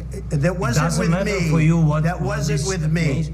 That was with a guy named Biden, who was not a smart person. That was with Obama. It was your president. Excuse me. That was with Obama, who gave you sheets, and I gave you javelins. Yes. I gave you the javelins to take out all those tanks. Obama gave you sheets. In fact, the statement is Obama gave sheets and Trump gave javelins. You got to be more thankful, Because let me tell you, you don't have the cards. With us, you have the cards. But without us, you don't have any cards. Caitlin, I do want to, because there were a lot of things that were just not true, aside from just the tone and tenor and the monumental, historic, not in a good way, historic event that we just saw in the Oval Office. Caitlin, it really did seem to devolve when the vice president said to Zelenskyy, we just want diplomacy. And what Zelenskyy was trying to do was say, we had that. We had a deal with Russia. We had an agreement, the Minsk agreement, and Russia didn't abide by it. So I want some guarantees that that won't happen again. And then it devolved in a way that is really, really remarkable. The screaming, I mean, you have been with Donald Trump a lot. We have seen and heard about Trump getting upset and losing his temper. I think this is probably the first time we have seen it like this on camera. We also should say, Caitlin, that let's just be clear. I'm not saying that there wasn't genuine anger here, but he understands when the television cameras are there, as does J.D. Vance, and we can't lose sight of the performance aspect of this. It was incredibly genuine, though. I mean, J.D. Vance said that this shouldn't be litigated in front of the press. Trump said, actually, no, it should be. I'm glad that this is happening. And, you know, the way that this built, just to give context of the 40 minutes that happened before what you just watched, the most remarkable part of this interaction was there were moments where President Zelenskyy would do what we saw the other European leaders do this week, where they step in to correct either on aid to Ukraine or to talk about Putin and the fact that he can't be trusted. At one point, Zelenskyy called him a killer and saying that there should be no compromises with him. And the U.S. officials were sitting there just kind of listening to this. And it was at that point, though, where Vice President Vance stepped in. Trump was silent at the beginning of that, and then Trump also got involved. And then they were just essentially yelling at one another in this. And with Trump, all of his diplomacy, we know, is personal. That's why the world leaders who have come here this week have tried to flatter him to essentially get what they want when it comes to negotiating the end of this. And that was not what we just saw, the tack that Zelenskyy took here. He was, as Zelenskyy typically is, straightforward in his opinions and what is the reality on the ground. It was kind of chastising Vice President Vance for not having come to Ukraine. And at one point earlier, when Trump was asked if he would go to Ukraine, Zelenskyy was saying that was what he was going to ask Trump as well. He's been very, he's emphasized a lot that he thinks these U.S. officials need to be there. But to give you a sense of how this negotiation is going, right now they are meeting behind closed doors. They're supposed to come out for a press conference any minute now, and that's where they're signing that minerals agreement that they've been touting as a big first step here. There are real questions about what this looks like going forward, because you heard what President Trump said to me there at the end. I asked, can the two of you still go in a room and negotiate after what just happened? And he said, we'll see, essentially. And Dana, there was one moment where I looked around the room at the officials who were there. It's the top Ukrainian advisors, the Secretary of State to President Trump, the Treasury Secretary, Vice President Vance, obviously. The Ukrainian ambassador to the United States had her head buried in her hands as this shouting match was going on between the three of them. Yes, I saw you put that on social media. It is one of the many. There you go. We're putting it up on the screen now.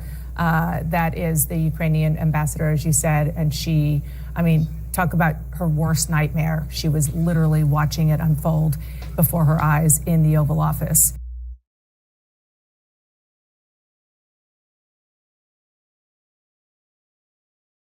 Hello, everyone. I'm Major Garrett in Washington. Welcome back to our special coverage of President Trump's joint address to Congress.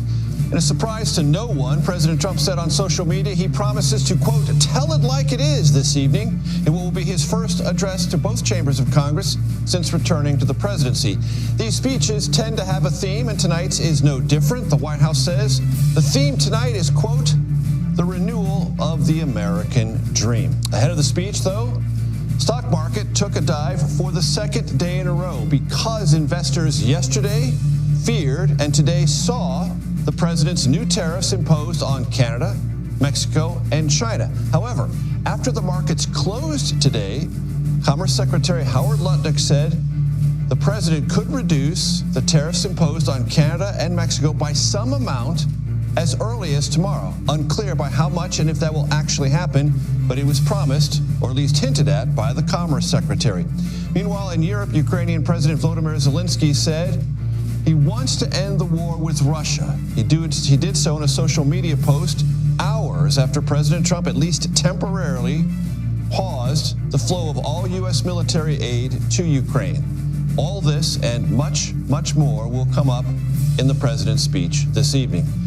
To start off our special coverage, I want to begin with CBS News congressional correspondent Nicole Killion, who is on Capitol Hill, and our CBS News senior White House correspondent Weijia Jiang, who joins us from the North Lawn of the White House. Weijia, catch us up on what Howard Lutnick, the Commerce Secretary, said after the markets closed and what context that might add to this incipient trade war. Well, Major, Lutnick was very clear that the tariffs would not be paused or eliminated, but he did say that they will likely be reduced from that 25% that it is currently as early as tomorrow, and that the president could make that announcement. Now, remember, he just announced this big tariffs package yesterday, so it did not take long for not a reversal, but at least a walk back in response to all the concerns that you have been reporting on all day, not to mention the concerns in the stock market. And so I think, President Trump likes to make a point, and he is able to do that by putting these tariffs on Mexico and Canada, but he is also going to respond if there is going to be an overall impact on the economy, which is important to him because he is trying to keep his promises and bring down prices. And so it shows that they are watching, they are listening, and there is room, Major, for a change. And Nicole, on Capitol Hill, how much conversation was there today about the pause in aid to Ukraine and this tariff issue? Yeah, well, I think it is. Both of these issues are areas where we are seeing some daylight among congressional Republicans that while, yes, even as they remain unified and try to solidify behind the president's legislative agenda, they do have some nuanced differences in terms of what they think with respect to this pause. For instance, in terms of Ukraine aid, for instance, you had Majority Leader John Thune earlier saying that he hopes that this is just a temporary pause, whereas Speaker Johnson said that he believes that this is a potential time for a reset, that he thinks that this is an opportunity to kind of course correct following that very tense meeting at the White House. And he explained that he tried to encourage Zelenskyy to back this minerals deal, which now appears to be back in play. That being said, obviously many congressional Democrats remain concerned, and certainly many hawkish members of both parties remain concerned as they don't want to abandon a key ally in its time of need. And Weijia, back to you on the North Lawn of the White House. Other international issues certainly to be in this speech tonight. What are you anticipating there? Yeah, foreign policy is one of the four main themes that the president will talk about. And, officials here say he really wants to make the point that he is a peacemaker, and he wants to be viewed that way, not only here at home, but on the world stage. So he will certainly talk about Ukraine and his efforts to try to broker an end to that war, but he'll also talk about the Middle East and what he envisions for an end to the conflict there.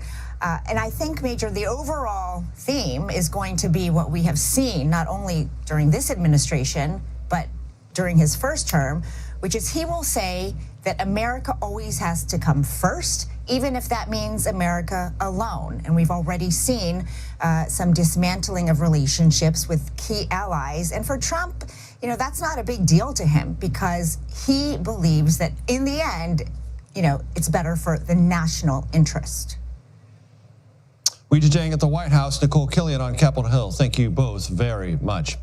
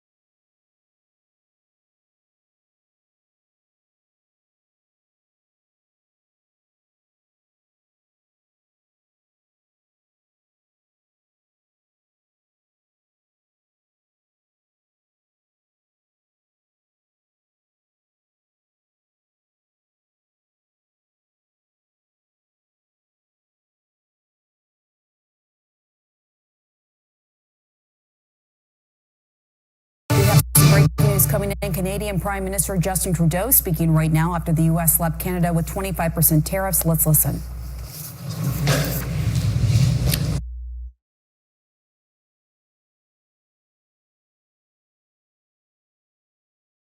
So today, the United States launched a trade war against Canada, their closest partner and ally, their closest friend.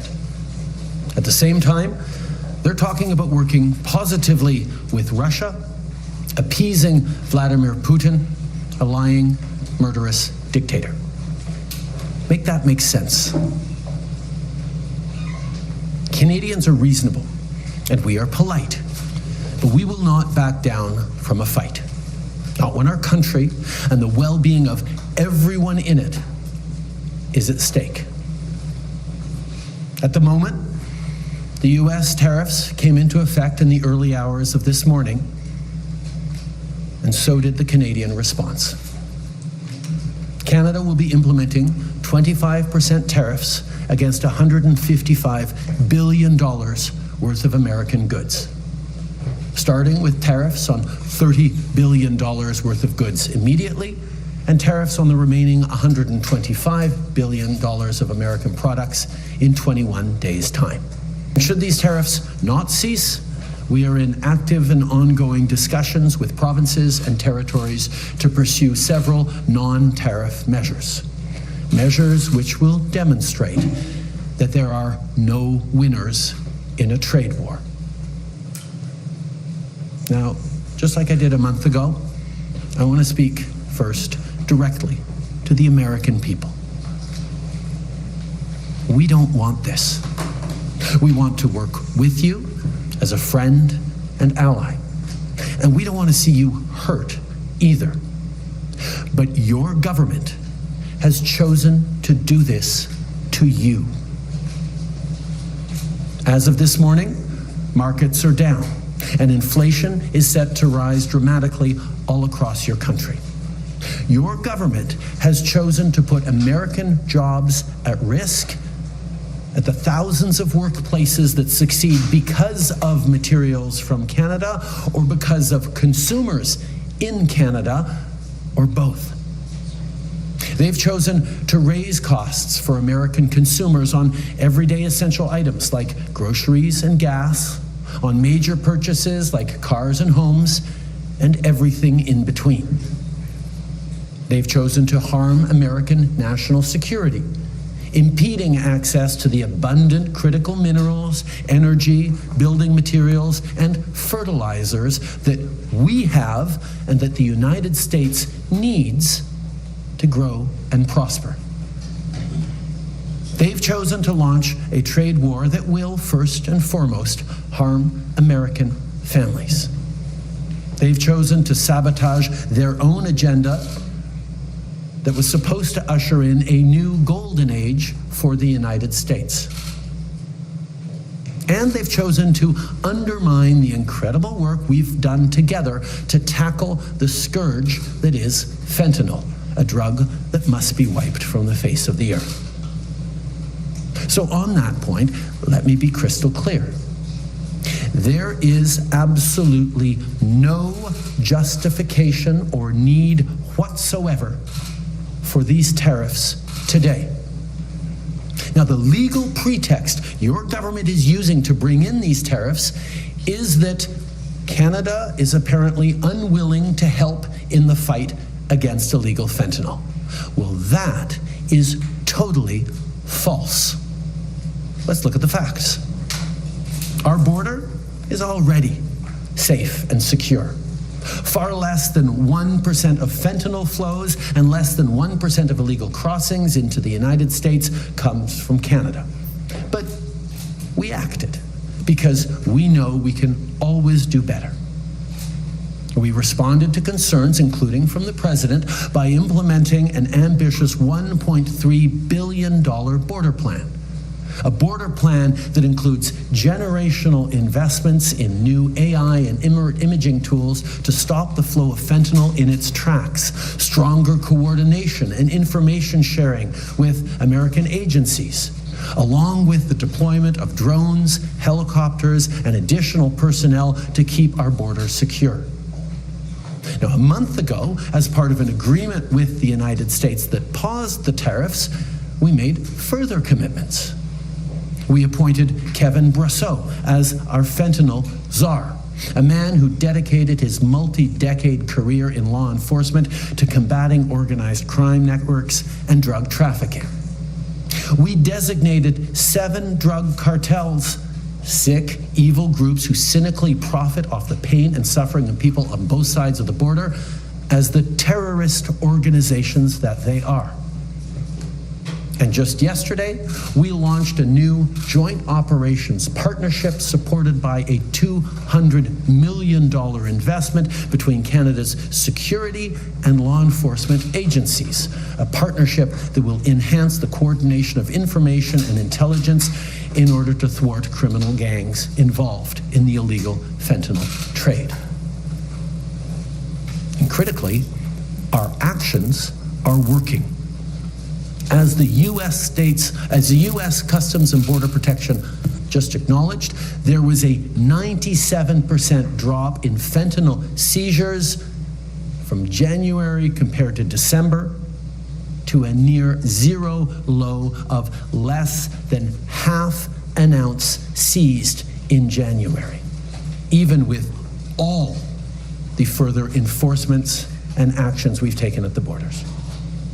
In sum, we stepped up. We engaged closely and constructively with the President and his administration. We did everything we promised. We stuck to our word. And we did it because we believe in working together to protect our citizens. Now I want to speak directly to one specific American, Donald. In the over 8 years you and I have worked together, we've done big things. We signed a historic deal that has created record jobs and growth in both of our countries. We've done big things together on the world stage, as Canada and the US have done together for decades, for generations. And now we should be working together to ensure even greater prosperity for North Americans in a very uncertain and challenging world. Now, it's not in my habit to agree with the Wall Street Journal, but Donald, they point out that even though you're a very smart guy, this is a very dumb thing to do. We two friends fighting is exactly what our opponents around the world want to see. And now, to my fellow Canadians, I won't sugarcoat it. This is going to be tough, even though we're all going to pull together, because that's what we do. We will use every tool at our disposal so Canadian workers and businesses can weather this storm. From expanding EI benefits and making them more flexible to providing direct supports to businesses, we will be there as needed to help. But Canada, make no mistake, no matter how long this lasts, no matter what the cost, the federal government and other orders of government will be there for you. We will defend Canadian jobs. We will take measures to prevent predatory behavior that threatens Canadian companies because of the impacts of this trade war, leaving them open to takeovers. We will relentlessly fight to protect our economy. We will stand up for Canadians every single second of every single day, because this country is worth fighting for. Les derniers mois ont été stressants et honnêtement épuisants. All right, while the Prime Minister is speaking in French, I want to bring in CNN's Paula Newton. She's joining us from Ottawa, and CNN White House reporter Elena Treen. Paula, I've covered U.S.-Canadian relations for many, many years. I grew up in Buffalo, New York, right on the border with Canada. Our family used to go to Canada, to Ontario, Crystal Beach, every summer. We had a home there. So I spent a lot of time growing up effectively in Canada. I have never seen this U.S.-Canadian relationship deteriorate as seriously as it has right now. The Prime Minister of Canada saying the U.S. has declared a trade war against Canada. Have you ever seen this U.S.-Canadian relationship as bad as it is right now? Absolutely not, Wolf, and I echo, your thoughts. In my entire lifetime, Wolf, in terms of what you speak and that very close friendship between Americans and Canadians, I have never seen anti-Americanism reach this height in my entire lifetime. And I want to note, Wolf, that was the Prime Minister, the man who will not be permanent Prime Minister much longer, probably a matter of days. And it was really Justin Trudeau unplugged, saying that he could speak to the American people themselves in a blunt, forceful way, because he doesn't have anything to lose now politically. And I do note that he basically said, Donald, addressing him directly, you are a smart man, but echoing the words of the Wall Street Journal, this is a dumb thing to do. He also made it clear, though, to Canadians, Wolf, that, look, he's not going to sugarcoat it, and this will be tough. Well, what's interesting here is that so many people across Canada are echoing what the Prime Minister has said. We've had leaders of provinces say that they're actually breaking up with America. And make no mistake here, Wolf, this will hurt Canadians. This will really bite, but it will also hurt many Americans as well. In terms of what happens going forward, Wolf, this is escalation, and Justin Trudeau is putting the United States on notice that there will be escalation. Key, though, he did speak to those strategic industries. When we talk about critical minerals, we've heard so much about how many Ukraine has. Canada arguably has some of the largest deposits of critical minerals in the world. They were willing to certainly open themselves up to even American companies that wanted to come in and try and exploit that and try and clear some of the regulatory hurdles. It's clear the Trump administration was not interested. Well, if this is a decoupling, not just from Canada, but certainly many, many Western allies, and Europe right now, who've also been put on notice about tariffs in April, are taking note. What happens next? We continue to see the fallout. We do hear that more measures, including what we've discussed weeks ago about things like U.S. alcohol coming right off the shelves in Canada. That's just one example of something that will hit Republican states like Kentucky that will not be able to sell much of their bourbon into Canada at all. But there is so much more here at stake. Key is energy, both oil, but also natural gas and also electricity. And Canada on the table right now has a threat of putting an export tariff on that, which will instantly make Paula, energy hold on for a moment, because the Prime Minister has started taking some questions from reporters. He's speaking about Vice President Pence right now. Vice President Vance right now. I want to listen. Show very clearly that in terms of taking action on fentanyl, we are doing everything that is necessary, and not just for the United States, for ourselves as well, as Canadians are suffering as well from the scourge that is illegal fentanyl. We have laid out extensive plans, actions, cooperations, including as recently as the past days in Washington, and they have always been very well received. And the numbers bear that out. I think in what President Trump said yesterday, that there is nothing Canada or Mexico can do to avoid these tariffs, underlines very clearly what I think a lot of us have suspected for a long time, that these tariffs are not specifically about fentanyl, even though that is the legal justification he must use to actually move forward with these tariffs. The United States has announced it's suspending aid for Ukraine. The Prime Minister Justin Trudeau of Canada, and saying that basically this idea that the reason for these tariffs is because of fentanyl is a false pretext. And he talks about all the things that Canada has done to crack down, and that less than 1% of fentanyl that was seized at the U.S. border was from Canada. Elena, it struck me, you're at the White House, and I'm wondering, he talked about how he hasn't talked to Trump yet. He hopes to. he tried to appeal to him directly, saying Donald. And he said, you're a smart man, but this is dumb, saying that he agreed with the Wall Street Journal. Is there any reaction from the White House, Elena?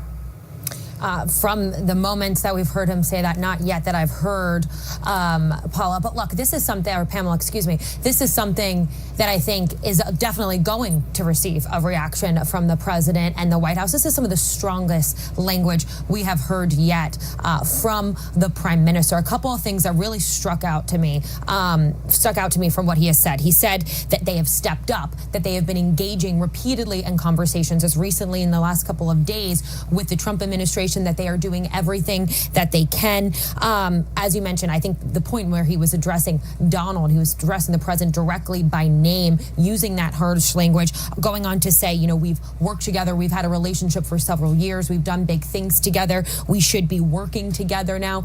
All things that we have heard, him say and maybe more nicer or friendlier terms before, but now you're hearing a very direct, harsh language from the prime minister. Look, from what the president said yesterday, and what has been kind of clear is he said yesterday that he doesn't believe there's any more room to negotiate when it comes to what Canada and Mexico are doing. He has said very clearly that he believes they aren't doing enough on fentanyl. You heard the prime minister argue that he doesn't believe that's actually what these tariffs are about. And then today you've heard a lot of Donald Trump's cabinet members, people like Howard Lutnick, the Commerce Secretary. You've heard Peter Navarro, a key trade advisor to the president, argue that if they do see some real changes in stemming the flow of migrants and fentanyl from coming over the border, that perhaps these tariffs will be called off. But clearly, this is a huge deterioration with allies that we have had. And one thing, of course, I think the real change that we could see is in the reaction that the president and the White House has to how the United States economy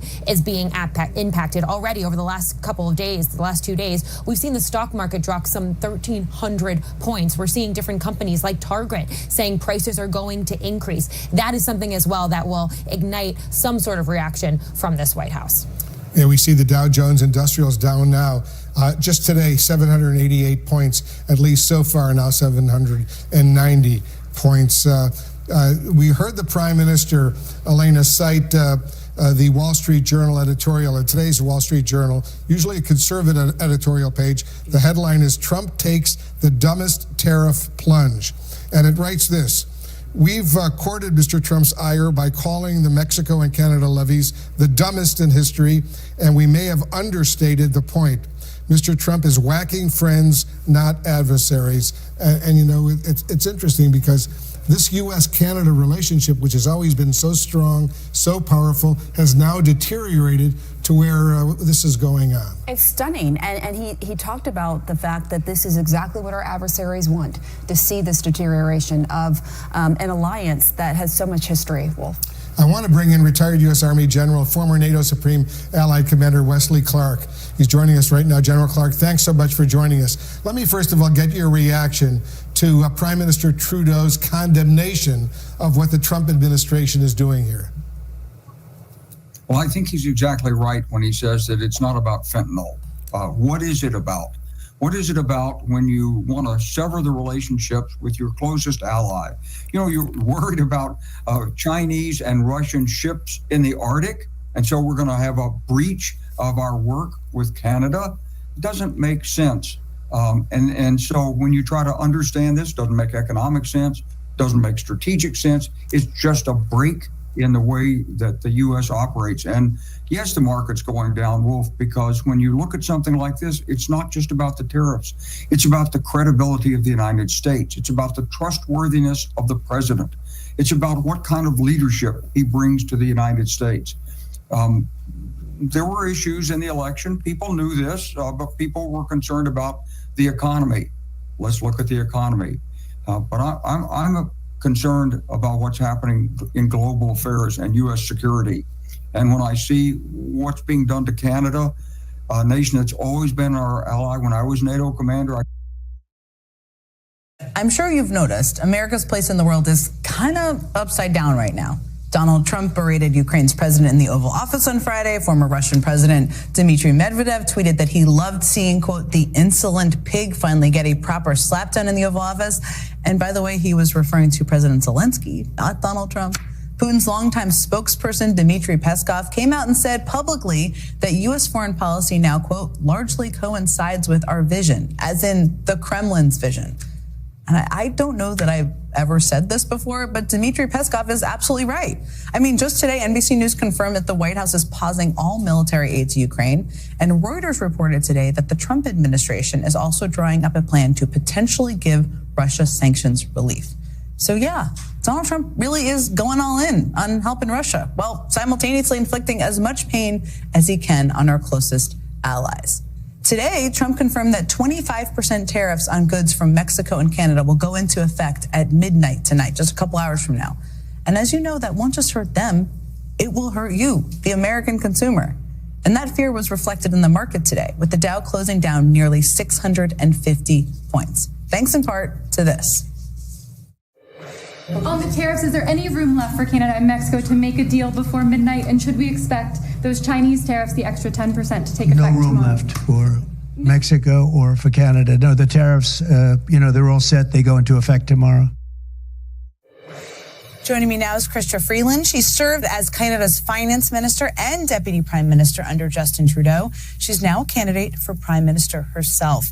It is great to see you. You could be, which is pretty incredible to say out loud, you could be the prime minister this time next week. Tariffs, of course, are going to be a major issue.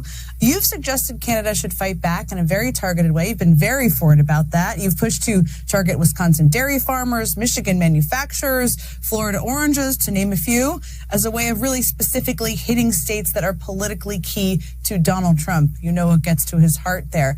How far, for people who are watching, are you ready to go on tariffs? They're gonna be put into place in a couple of hours. How far are you ready to go? And what other targets would you want to aim for?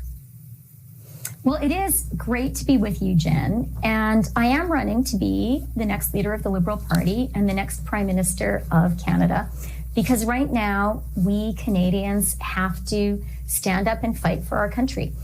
If the tariffs are imposed as Prime Minister, Minnesota Governor and former running mate Tim Walz, welcome. Hi, Ari. Hi, Jen. Good to be with you guys. Great to have you. We'll get into all of it, but let's start with how so many Americans met you. Is there anything you learned out on the campaign trail last year that could apply to how Democrats respond tonight and in the days ahead to this Trump agenda? Yeah, look, Donald Trump's a showman. This is a dog and pony show tonight. He's not going to lay out anything that improves the lives of Minnesotans, but he fills the space. And I think the thing I learned is we have to go into every space, because what was clear is not enough Americans believe that we as Democrats, or Vice President Harris and myself, were on their side, and we are. Our policies are popular, but that didn't resonate. And he's going to come out there tonight, and he's going to get cheers from a bunch of lapdogs that'll kiss his boots. The same people who won't go see their constituents, because what they know is firing veterans from the VA, not a good idea. Putting tariffs on farmers, not a good idea. Cutting the folks who are trying to reduce the risk of a highly pathogenic avian influenza, not a good idea. And so I think the thing I learned is we need to be in every space, everywhere. Saturday night, I was up in Helena, Montana. Look, we have got to take that message, because we have got to believe ourselves that our message is about improving the lives of middle-class folks. Donald Trump cannot and will not do that. So I expect, it'll just be nonsense. It's bread and circuses tonight. We need to be out there giving real examples of real things that improve lives. Appreciate that, and shout out to Montana. I've been out there hiking. Great trails, great people. When you look at what we're seeing now, you have the world's richest person, a multi-billionaire many times over, being cheered on by workers and some working class people on the center right and in MAGA, while, as you just referenced, he fires people and takes away jobs. Where does that response fit in for your party tonight? Yeah, well, it troubles me. I made the case on this, that I come out of the working class, and I thought it was a flex that I was the least wealthy person to ever run for vice president, and they side with the guy who wants to cut your mom's Social Security benefits.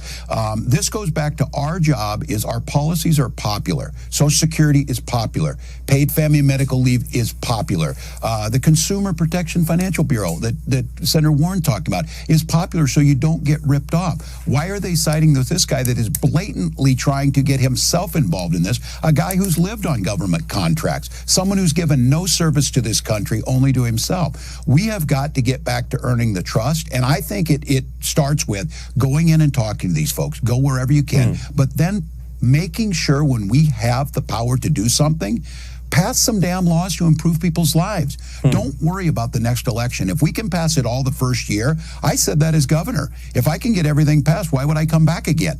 You can get it done. And I think we have made a mistake on that. And I just have to tell you, Ari, I disagree with this idea that, look, Republicans are digging a hole. Democrats should back off and just let them dig. That's what we've done, and we've ceded space to them. I say jump in the hole and help them dig, because I'll tell people, I want to go out to these districts and tell them, this is what your member of Congress is voting for. They are undermining you. Bernie Sanders is right. Quit trying to talk about Social Security other than just lift the cap and let everybody pay what they should. That fixes it. It's simple.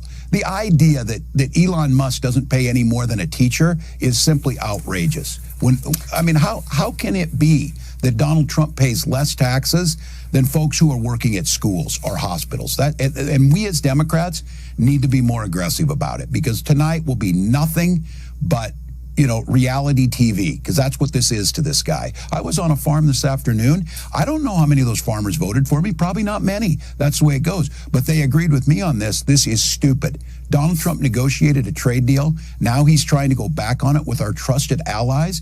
And I don't blame Canada for this, but I'm nervous about it.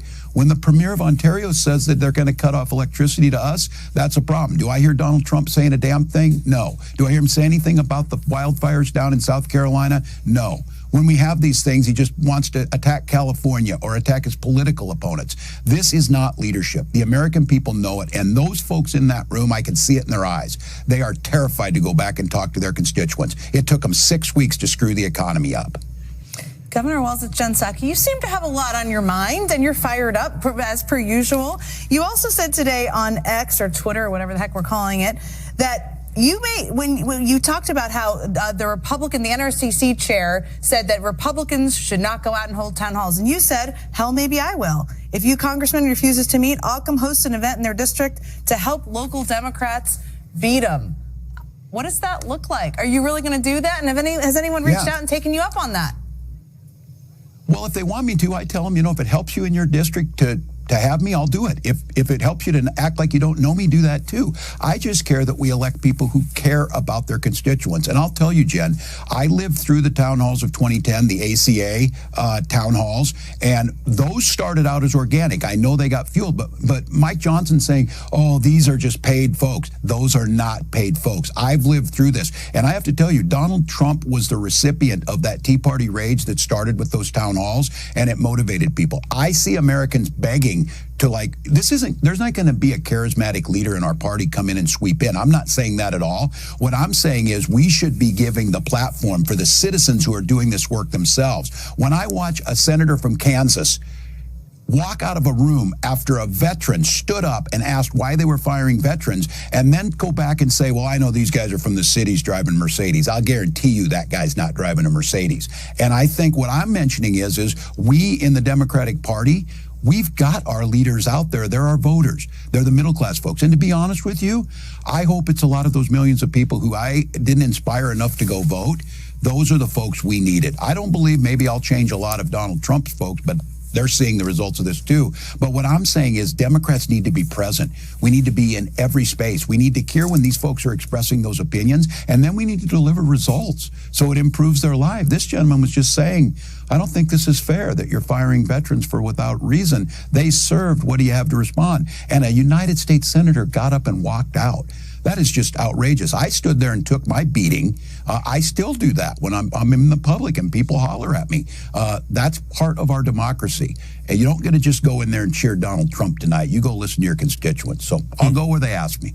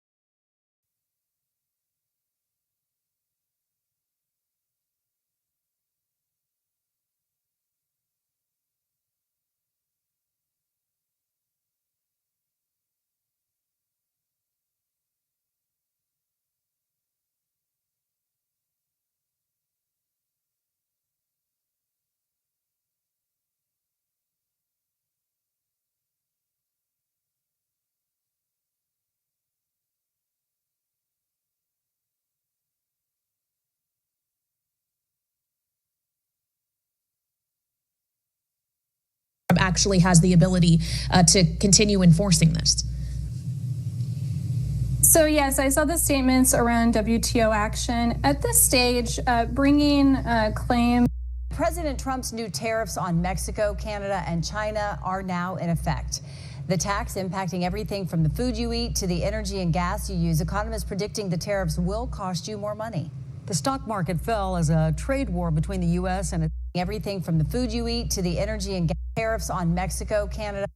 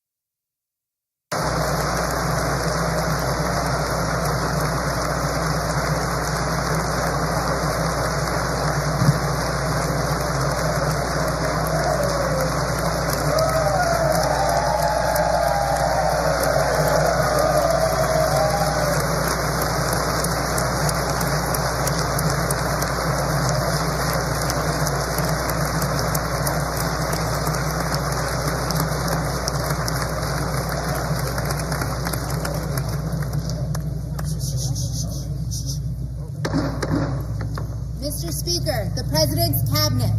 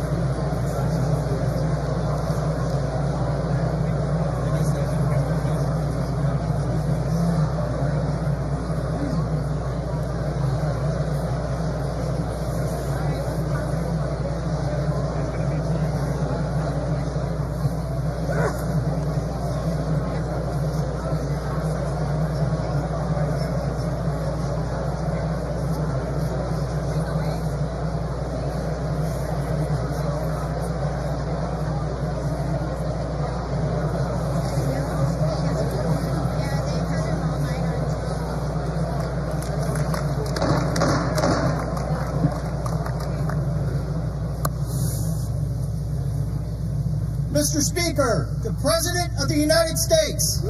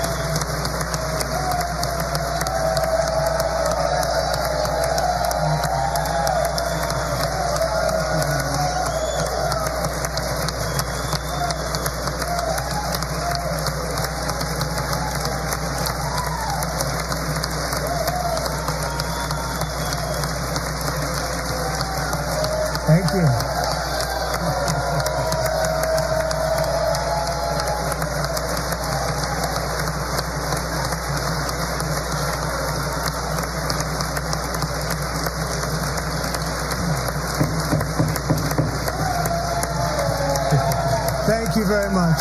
Thank you very much. It's a great honor. Thank you very much. Speaker Johnson, Vice President Vance, the First Lady of the United States,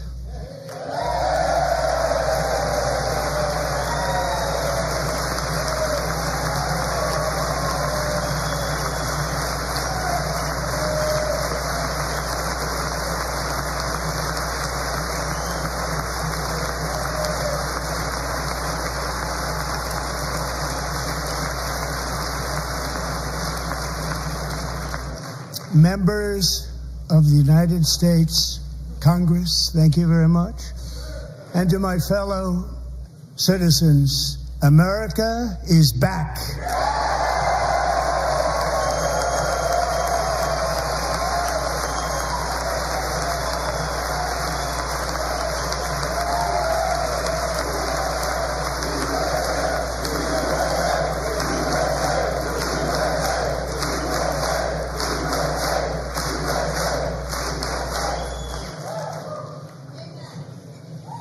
6 weeks ago, I stood beneath the dome of this Capitol and proclaimed the dawn of the golden age of America. From that moment on, it has been nothing but swift and unrelenting action to usher in the greatest and most successful era in the history of our country. We have accomplished more in 43 days than most administrations accomplished in 4 years or 8 years, and we are just getting started.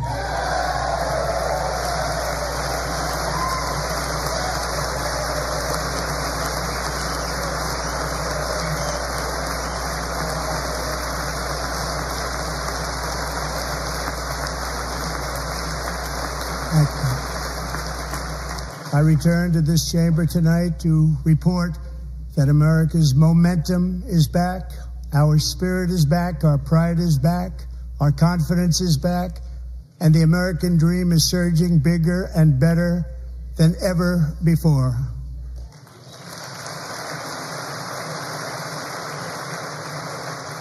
The American dream is unstoppable, and our country is on the verge of a comeback, the likes of which the world has never witnessed and perhaps will never witness again. There's never been anything like it. The presidential election of November 5th was a mandate like has not been seen in many decades. We won all 7 swing states, giving us an electoral college victory of 312 votes.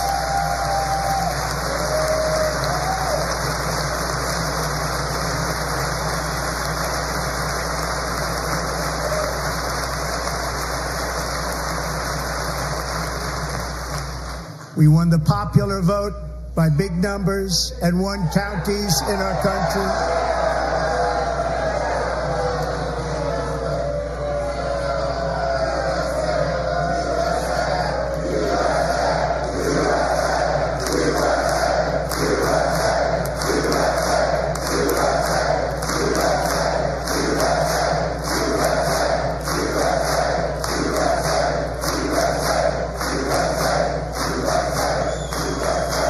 And won counties in our country, 2,700 to 525, on a map that reads almost completely red for Republican.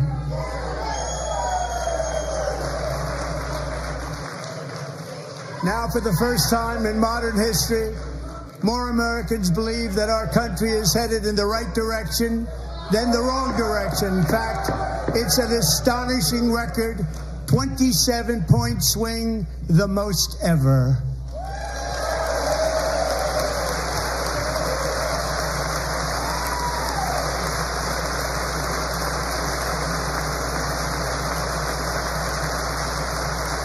Likewise, small business optimism saw its single largest one-month gain ever recorded, a 41-point jump.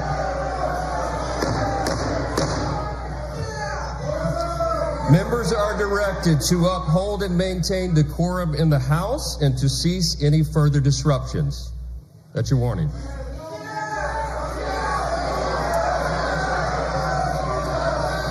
Members are engaging in willful and continuing breach of decorum, and the chair is prepared to direct the Sergeant-at-Arms to restore order to the joint session.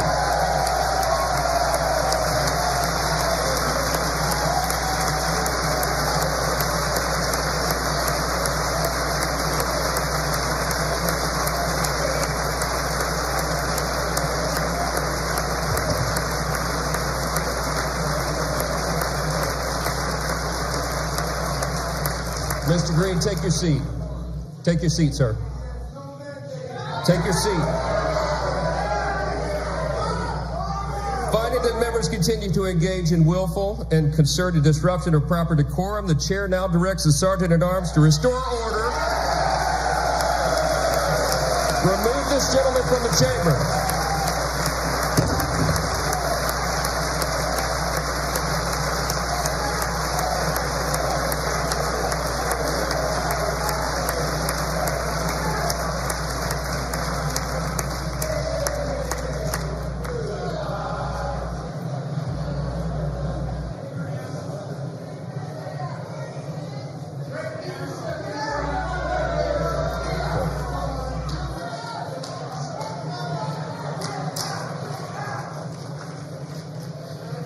Members are directed to uphold and maintain decorum in the House. Mr. President, you continue. Thank you. Over the past 6 weeks, I have signed nearly 100 executive orders and taken more than 400 executive actions, a record to restore common sense, safety, optimism, and wealth all across our wonderful land. The people elected me to do the job, and I'm doing it.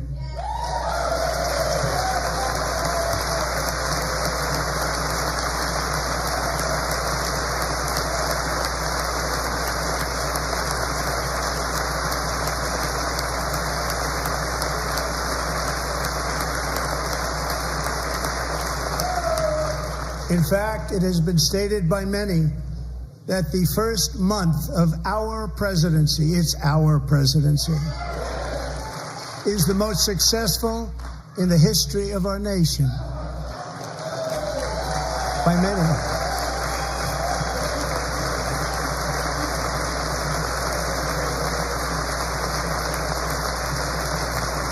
And what makes it even more impressive is that, you know who number 2 is? George Washington. How about that? How about that? I don't know about that list, but we'll take it.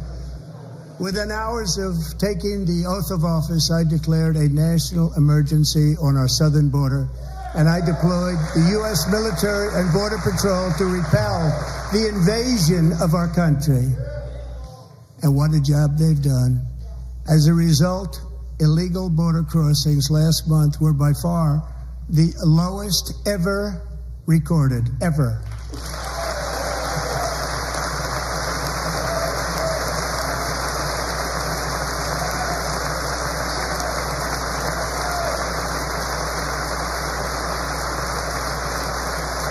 They heard my words and they chose not to come. Much easier that way. In comparison, under Joe Biden, the worst president in American history, there were hundreds of thousands of illegal crossings a month, and virtually all of them, including murderers, drug dealers, gang members, and people from mental institutions and insane asylums, were released into our country. Who would want to do that? This is my 5th such speech to Congress. And once again, I look at the Democrats in front of me, and I realize there is absolutely nothing I can say to make them happy or to make them stand or smile or applaud. Nothing I can do.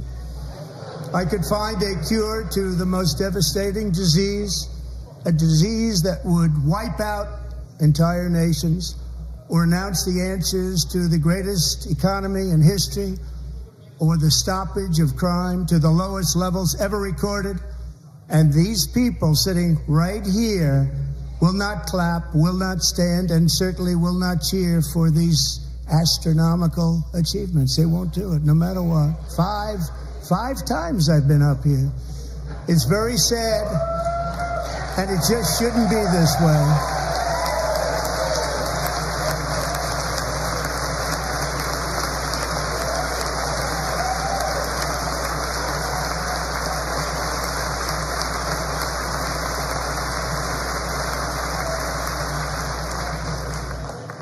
So Democrats sitting before me, for just this one night, why not join us in celebrating so many incredible wins for America? For the good of our nation, let's work together and let's truly make America great again.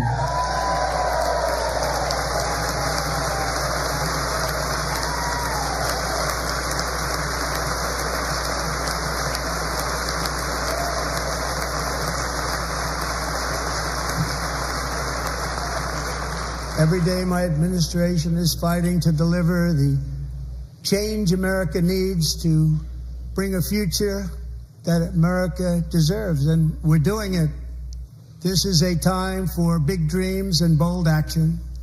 Upon taking office, I imposed an immediate freeze on all federal hiring, a freeze on all new federal regulations, and a freeze on all foreign aid.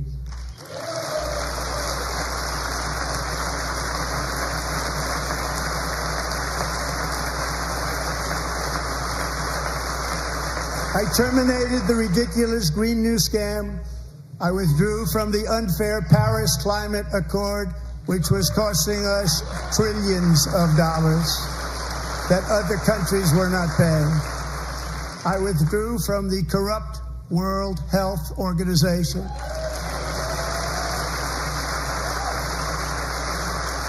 And I also withdrew from the anti-American UN Human Rights Council.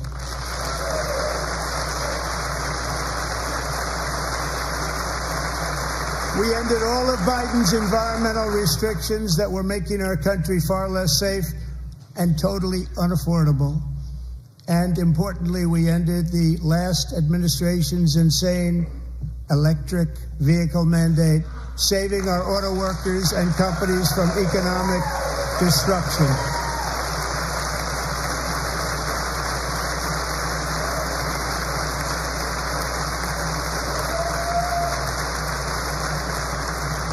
To unshackle our economy, I have directed that for every one new regulation, 10 old regulations must be eliminated, just like I did in my very successful first term.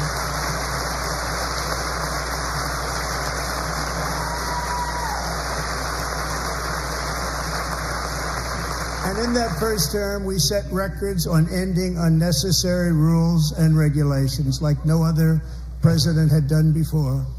We ordered all federal workers to return to the office. They will either show up for work in person or be removed from their job.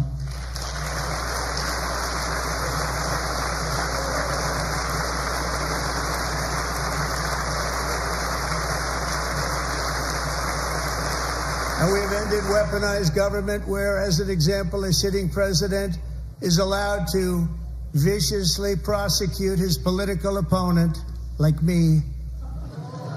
How did that work out? Not too good. Not too good.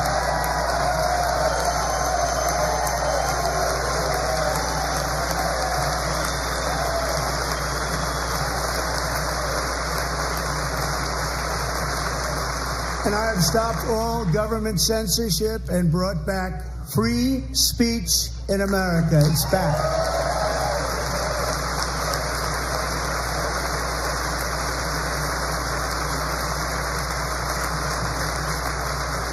And 2 days ago, I signed an order making English the official language of the United States of America.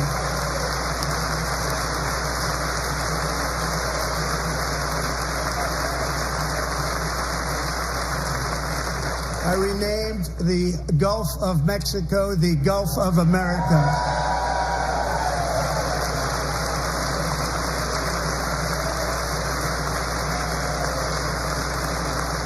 And likewise, I renamed, for a great president, William McKinley, Mount McKinley again. Beautiful Alaska. We love Alaska.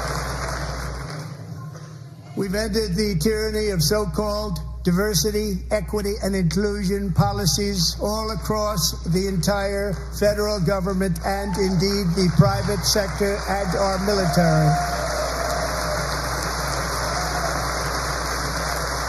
And our country will be woke no longer.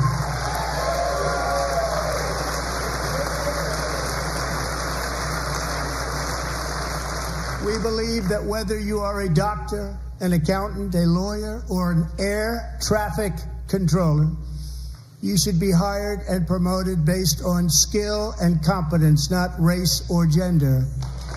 Very important.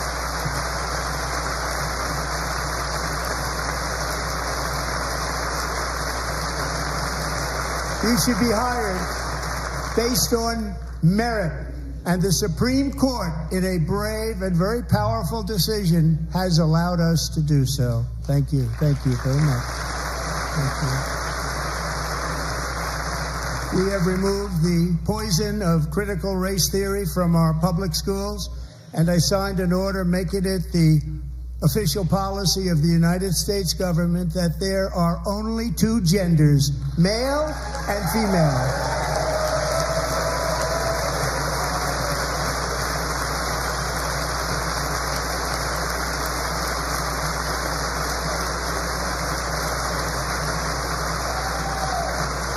I also signed an executive order to ban men from playing in women's sports.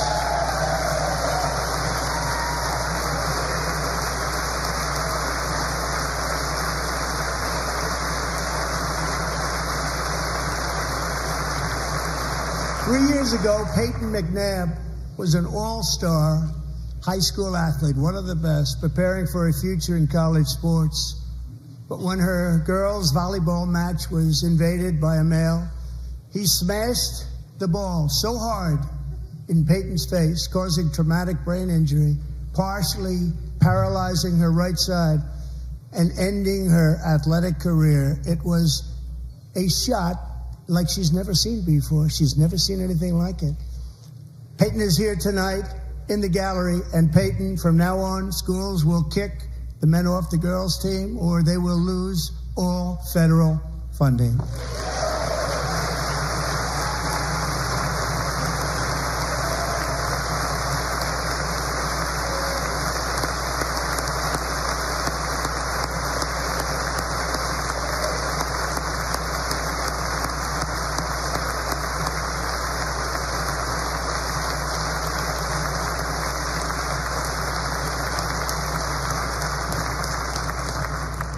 And if you really want to see numbers, just take a look at what happened in the women's boxing, weightlifting, track and field, swimming, or cycling, where a male recently finished a long-distance race 5 hours and 14 minutes ahead of a woman for a new record by 5 hours. Broke the record by 5 hours. It's demeaning for women, and it's very bad for our country. We're not going to put up with it any longer.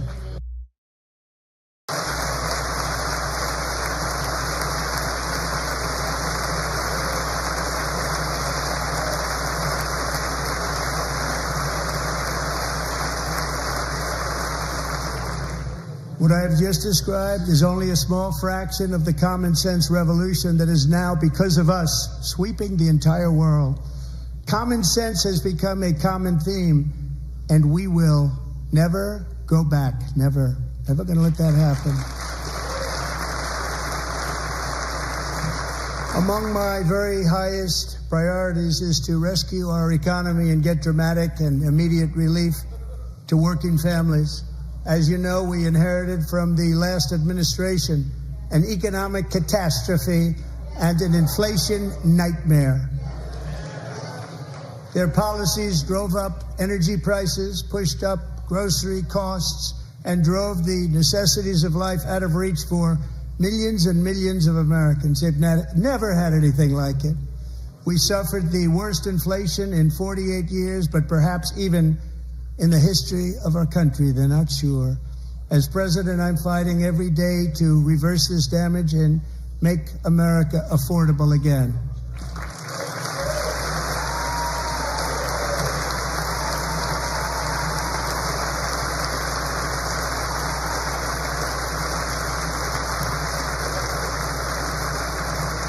Joe Biden especially let the price of eggs get out of control.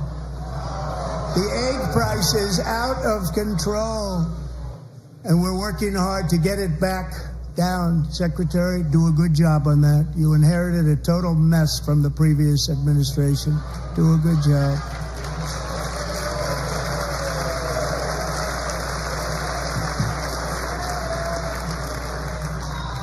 A major focus of our fight to defeat inflation is rapidly reducing the cost of energy. The previous administration cut the number of new oil and gas leases by 95%, slowed pipeline construction to a halt, and closed more than 100 power plants. We are opening up many of those power plants right now.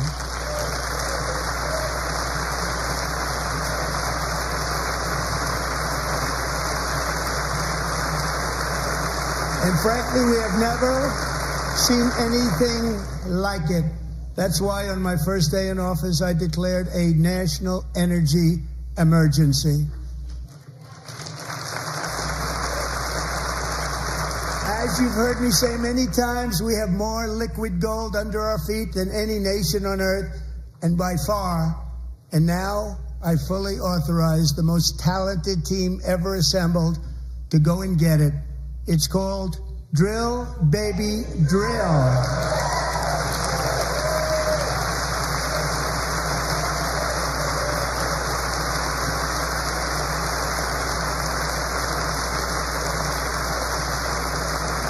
My administration is also working on a gigantic natural gas pipeline in Alaska, among the largest in the world, where Japan, South Korea, and other nations want to be our partner with investments of trillions of dollars each. There's never been anything like that one. It will be truly spectacular. It's all set to go. The permitting is gotten.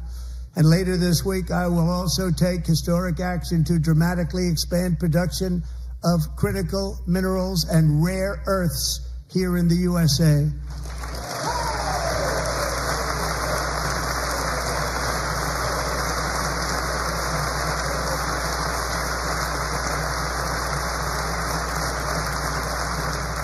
To further combat inflation, we will not only be reducing the cost of energy, but will be ending the flagrant waste of taxpayer dollars.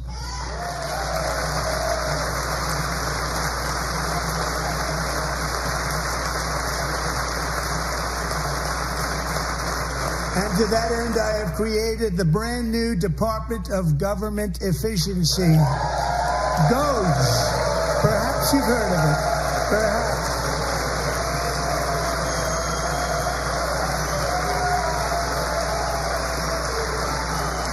Which is headed by Elon Musk, who is in the gallery tonight.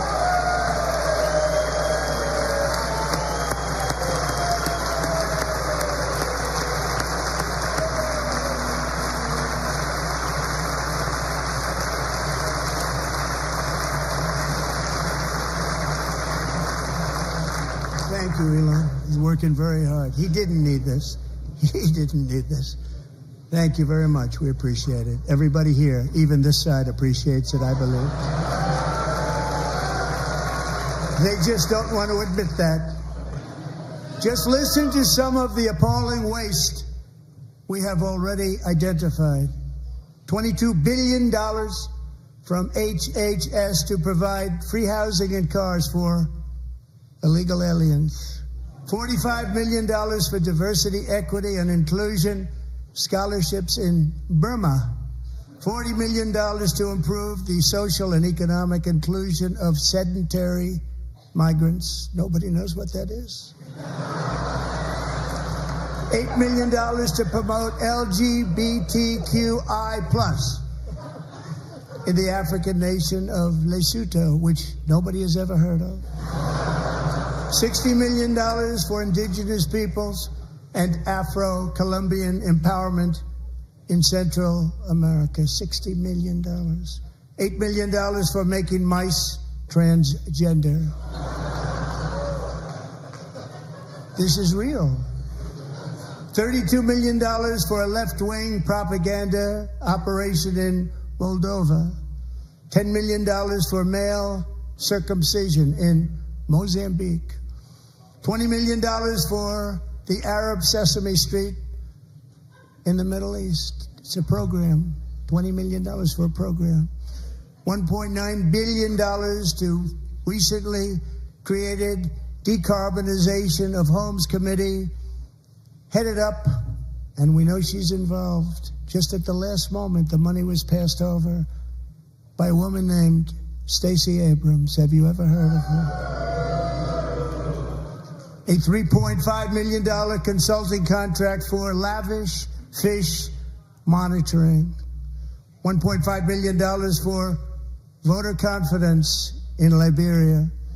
$14 million for social cohesion in Mali. $59 million for illegal alien hotel rooms in New York City. He's a real estate developer. He's done very well. $250,000 to increase vegan local climate action innovation in Zambia. $42 million for social and behavior change in Uganda. $14 million for improving public procurement in Serbia. $47 million for improving learning outcomes in Asia. Asia's doing very well with learning. You know what we're doing. We should use it ourselves. And $101 million for DEI contracts at the Department of Education. The most ever paid, nothing even like it. Under the Trump administration, all of these scams, and they're far worse, but I didn't think it was appropriate to talk about them. They're so bad. Many more have been found out and exposed and swiftly terminated by a group of very intelligent, mostly young people, headed up by Elon, and we appreciate it. We found hundreds of billions of dollars of fraud.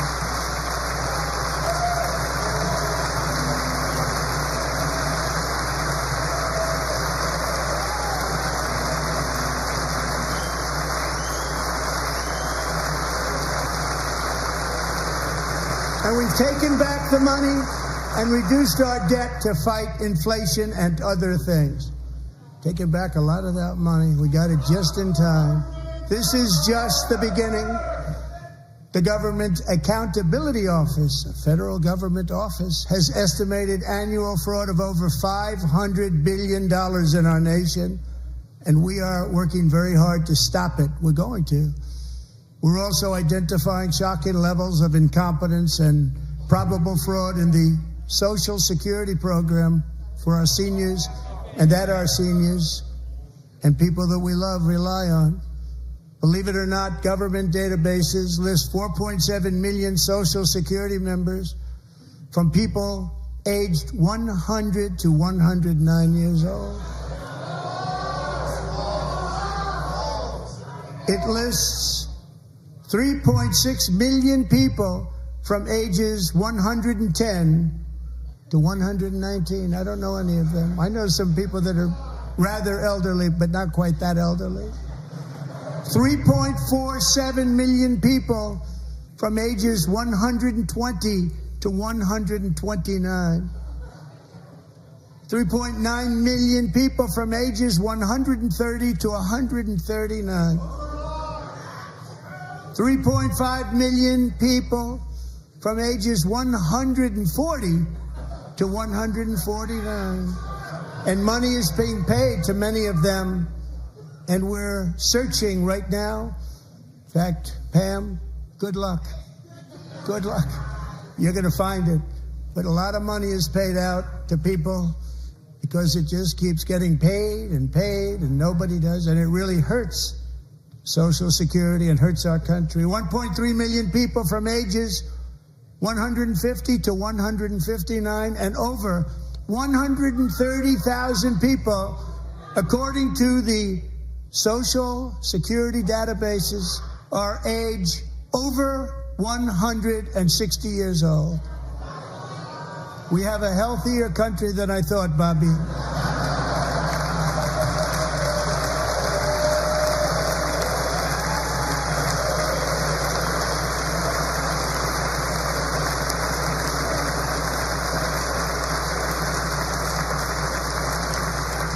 Including, to finish, 1,039 people between the ages of 220 and 229, one person between the age of 240 and 249, and one person is listed at 360 years of age. More than 100 years older than our country.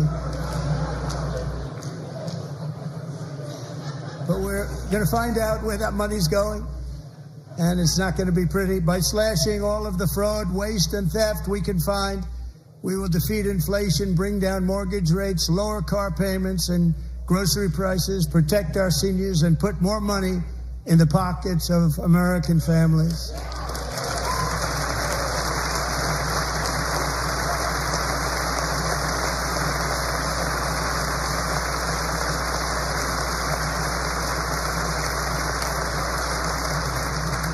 And today, interest rates took a beautiful drop, big, beautiful drop. It's about time.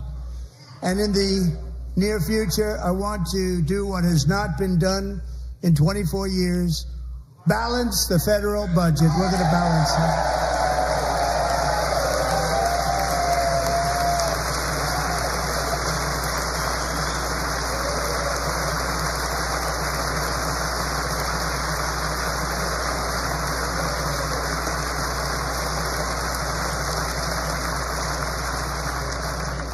With that goal in mind, we have developed in great detail what we are calling the Gold Card, which goes on sale very, very soon. For $5 million, we will allow the most successful job-creating people from all over the world to buy a path to U.S. citizenship. It's like the Green Card, but better and more sophisticated. And these people will have to pay tax in our country. They won't have to pay tax from where they came. The money that they've made, you wouldn't want to do that, but they have to pay tax, create jobs. They'll also be taking people out of colleges and paying for them so that we can keep them in our country instead of having them being forced out. Number one, at the top school, as an example, being forced out and not being allowed to stay and create tremendous numbers of jobs and great success for a company out there. So while we take out the criminals, killers, traffickers, and child predators who are allowed to enter our country under the open border policy of these people, the Democrats, the Biden administration, the open border insane policies that you've allowed to destroy our country, we will now bring in brilliant, hardworking, job-creating people. They're going to pay a lot of money, and we're going to reduce our debt with that money.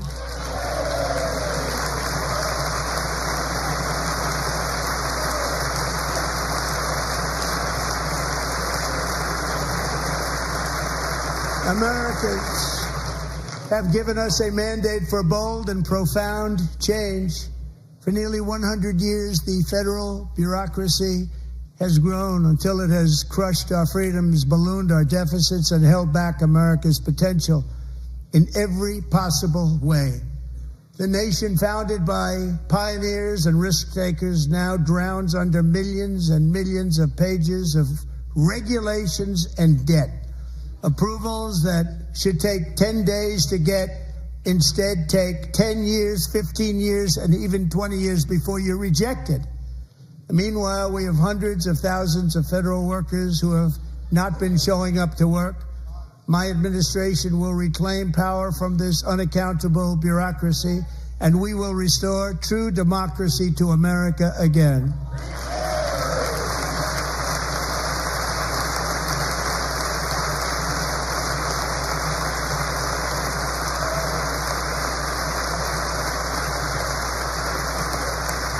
Any federal bureaucrat who resists this change will be removed from office immediately. Because we are draining the swamp. It's very simple. And the days of rule by unelected bureaucrats are over.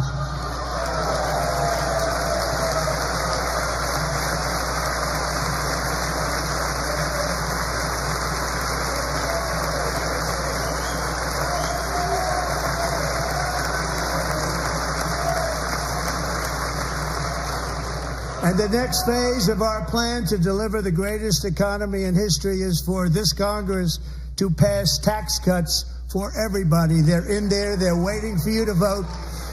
And I'm sure that the people on my right, I don't mean the Republican right, but my right here, I'm sure you're going to vote for those tax cuts, because otherwise I don't believe the people will ever vote you into office. So I'm doing you a big favor by telling you that.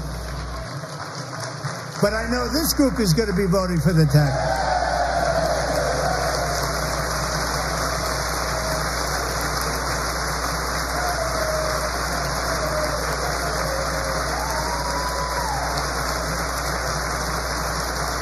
Thank you. It's a very, very big part of our plan. We had tremendous success in our first term with it. A very big part of our plan. We're seeking permanent income tax cuts all across the board. And to get urgently needed relief to Americans hit especially hard by inflation, I'm calling for no tax on tips, no tax on overtime, and no tax on Social Security benefits for our great seniors.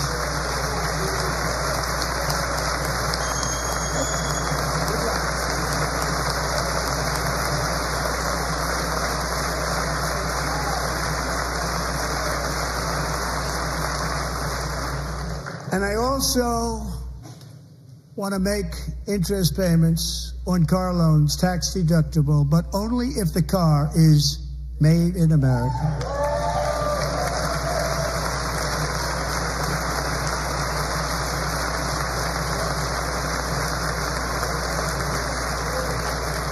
And by the way, we're going to have growth in the auto industry like nobody's ever seen. Plants are opening up all over the place. Deals are being made. Never seen. That's a combination of the election win and tariffs. It's a beautiful word, isn't it? That, along with our other policies, will allow our auto industry to absolutely boom. It's going to boom. Spoke to the majors today, all three, the top people, and they're so excited. In fact, already numerous car companies have announced that they will be building massive automobile plants in America, with Honda just announcing a new plant in Indiana, one of the largest anywhere in the world.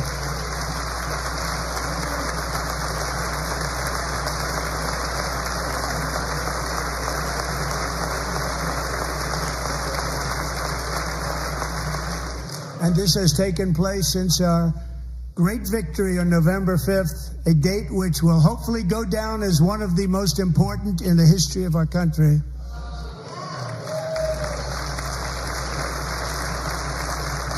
In addition, as part of our tax cuts, we want to cut taxes on domestic production and all manufacturing. And just as we did before, we will provide 100% expensing. It will be retroactive to January 20th, 2025. And it was one of the main reasons why our tax cuts were so successful in our first term, giving us the most successful economy in the history of our country. First term. We had a great first term.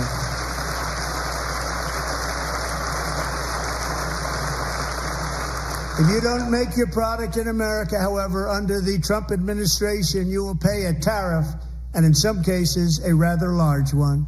Other countries have used tariffs against us for decades, and now it's our turn to start using them against those other countries.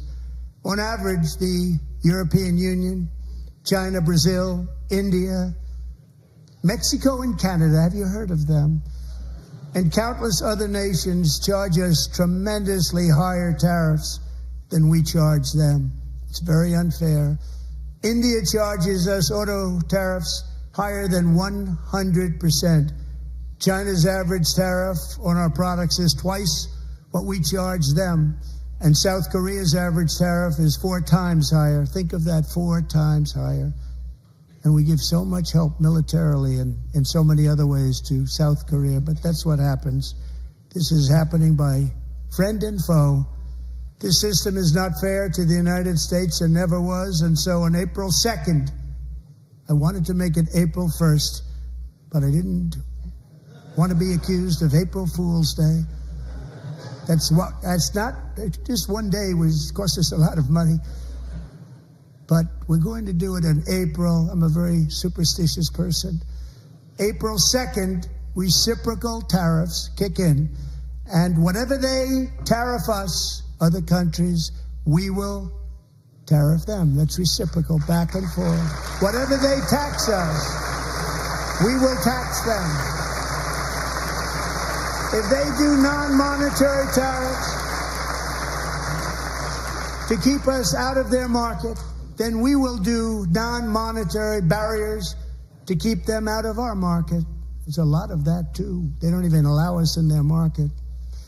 We will take in trillions and trillions of dollars and create jobs like we have never seen before.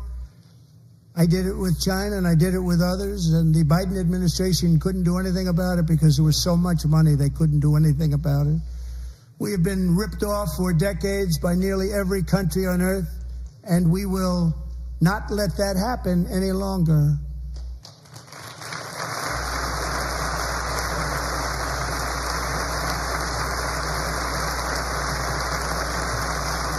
Much has been said over the last 3 months about Mexico and Canada, but we have very large deficits with both of them. But even more importantly, they've allowed fentanyl to come into our country at levels never seen before, killing hundreds of thousands of our citizens and many very young, beautiful people, destroying families.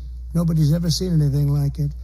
They are, in effect, receiving subsidies of hundreds of billions of dollars. We pay subsidies to Canada and to Mexico of hundreds of billions of dollars, and the United States will not be doing that any longer. We're not going to do it any longer.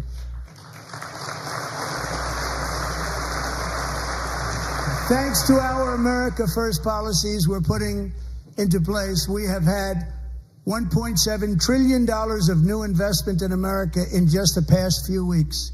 The combination of the election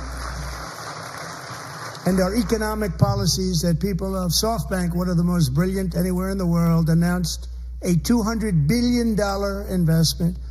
OpenAI and Oracle, Larry Ellison, announced $500 billion investment, which they wouldn't have done if Kamala had won. Apple announced $500 billion investment. Tim Cook called me. He said, I cannot spend it fast enough. It's going to be much higher than that, I believe. They'll be building their plants here instead of in China. And just yesterday, Taiwan Semiconductor, the biggest in the world, most powerful in the world, has a tremendous amount, 97% of the market, announced a $165 billion investment to build the most powerful chips on earth right here in the USA.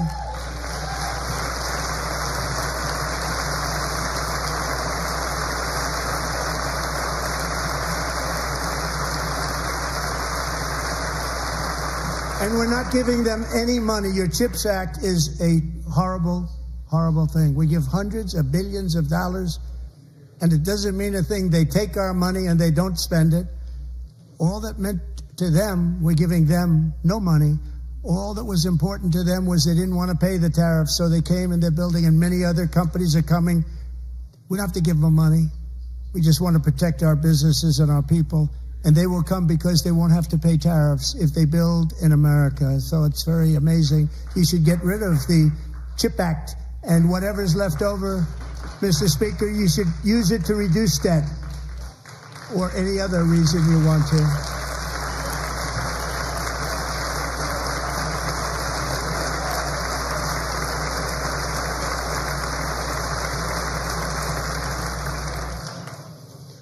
Our new trade policy will also be great for the American farmer. I love the farmer,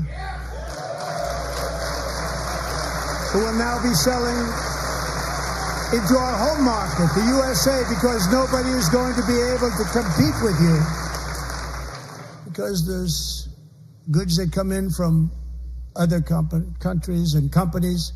They're really in a bad position in so many different ways. They're uninspected. They may be very dirty and disgusting, and they come in and they pour in and they hurt our American farmers. The tariffs will go on agricultural product coming into America, and our farmers, starting on April 2nd, it may be a little bit of an adjustment period, We had that before when I made the deal with China, $50 billion of purchases, and I said, just bear with me, and they did. They did. Probably have to bear with me again, and this will be even better. That was great. The problem with it was that Biden didn't enforce it. He didn't enforce it. $50 billion of purchases, and we were doing great, but Biden did not enforce it, and it hurt our farmers, but our farmers are going to have a field day right now. So to our farmers, have a lot of fun. I love you too. I love you too. It's all going to happen.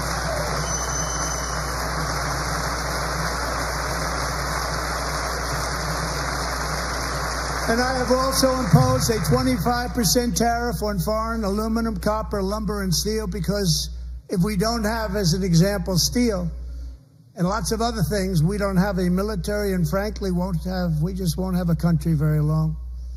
Here today is a proud American steelworker, fantastic person from Decatur, Alabama, Jeff Denard. Has been working at the same steel plant for 27 years in a job that has allowed him to serve as the captain of his local volunteer fire department, raise 7 children with his beautiful wife, Nicole, and over the years provide a loving home for more than 40 foster children. So great, Jeff.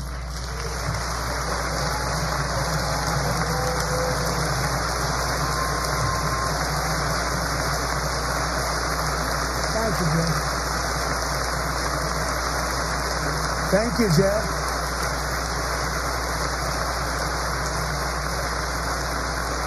Stories like Jeff's remind us that tariffs are not just about protecting American jobs. They're about protecting the soul of our country. Tariffs are about making America rich again and making America great again, and it's happening, and it will happen rather quickly. There'll be a little disturbance, but we're okay with that. It won't be much. No, you're not. Oh. And look where Biden took us. Very low, the lowest we've ever been. Jeff, I want to thank you very much. And I also want to recognize another person who has devoted herself to foster care community. She worked so hard on it. A very loving person, our magnificent First Lady of the United States.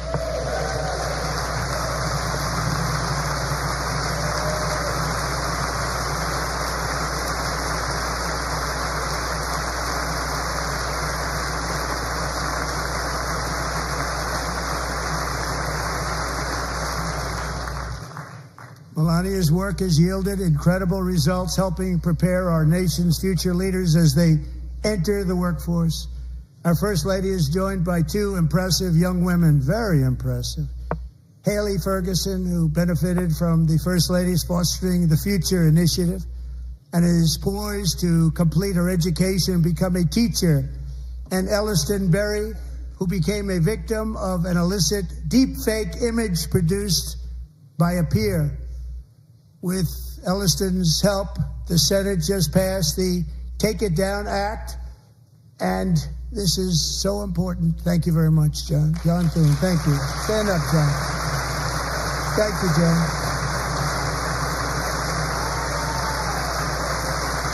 Thank you all very much.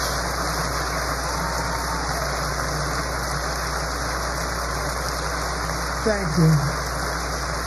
And thank you to John Thune and the Senate. Great job. To criminalize the publication of such images online is terrible, terrible thing. And once it passes the House, I look forward to signing that bill into law. Thank you. And I'm going to use that bill for myself, too, if you don't mind. Because nobody gets treated worse than I do online. Nobody. That's great. Thank you very much to the Senate. Thank you. But if we truly care about protecting Americans' children, no step is more crucial than securing America's borders. Over the past 4 years, 21 million people poured into the United States. Many of them were murderers, human traffickers, gang members, and other criminals from the streets of dangerous cities all throughout the world. Because of Joe Biden's insane and very dangerous open border policies, they are now strongly embedded in our country, but we are getting them out and getting them out fast.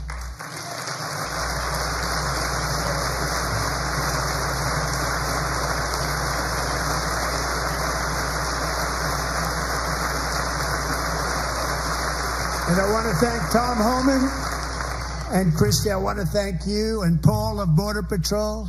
I want to thank you. What a job they've all done. Everybody, Border Patrol, ICE, law enforcement in general is incredible. We have to take care of our law enforcement. Have to.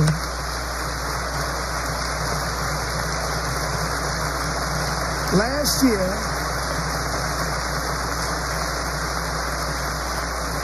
a brilliant 22-year-old nursing student named Laken Riley, the best in her class, admired by everybody, went out for a jog on the campus of the University of Georgia. That morning, Laken was viciously attacked, assaulted, beaten, brutalized, and horrifically murdered. Laken was stolen from us by a savage illegal alien gang member who was arrested while trespassing across Biden's open southern border and then set loose into the United States under the heartless policies of that failed administration. It was indeed a failed administration. He had then been arrested and released in a Democrat-run sanctuary city, a disaster, before ending the life of this beautiful young angel. With us this evening are Laken's beloved mother, Allison, and her sister, Lauren.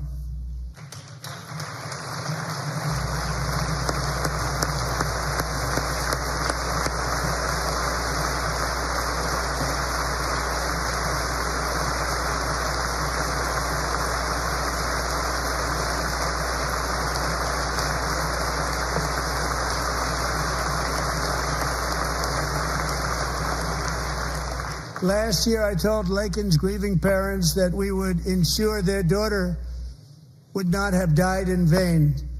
That's why the very first bill I signed into law as your 47th president mandates the detention of all dangerous criminal aliens who threaten public safety. It's a very strong, powerful act.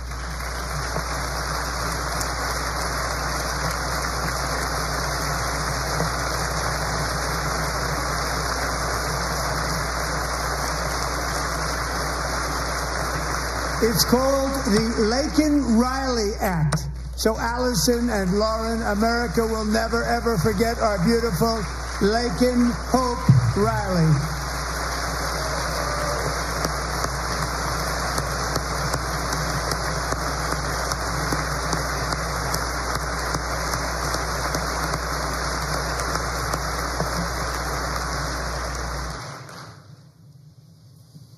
Thank you very much.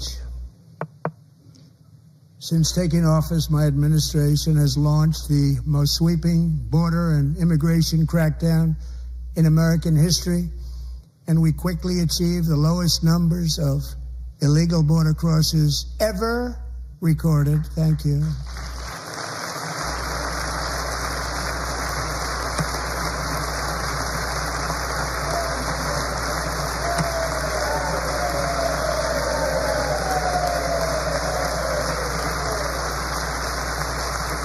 The media and our friends in the Democrat Party kept saying we needed new legislation. We must have legislation to secure the border. But it turned out that all we really needed was a new president.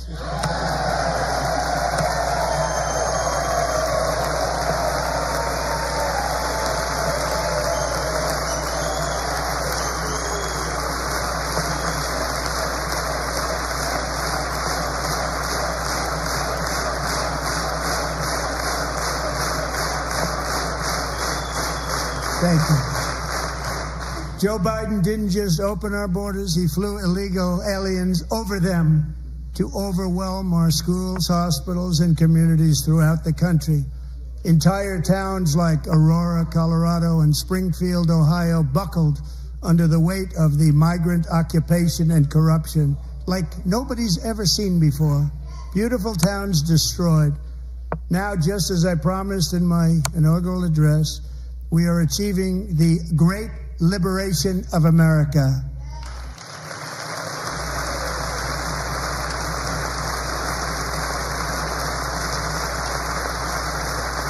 But there still is much work to be done. Here tonight is a woman I have gotten to know, Alexis Nungari from Houston. Wonderful woman. Last June, Alexis's 12-year-old daughter, her precious Jocelyn, walked to a nearby convenience store. She was kidnapped, tied up, assaulted for 2 hours under a bridge, and horrifically murdered. Arrested and charged with this heinous crime are 2 illegal alien monsters from Venezuela, released into America by the last administration through their ridiculous open border. The death of this beautiful 12-year-old girl and the agony of her mother and family touched our entire nation greatly. Alexis, I promised that we would always remember your daughter, your magnificent daughter, and earlier tonight I signed an order keeping my word to you. One thing I have learned about Jocelyn is that she loved animals so much. She loved nature. Across Galveston Bay, from where Jocelyn lived in Houston, you will find a magnificent national wildlife refuge, a pristine, peaceful, 34,000-acre sanctuary for all of God's creatures on the edge of the Gulf of America. Alexis, moments ago, I formally renamed that refuge in loving memory of your beautiful daughter, Jocelyn. So, Mr. Vice President, if you would, may I have the order?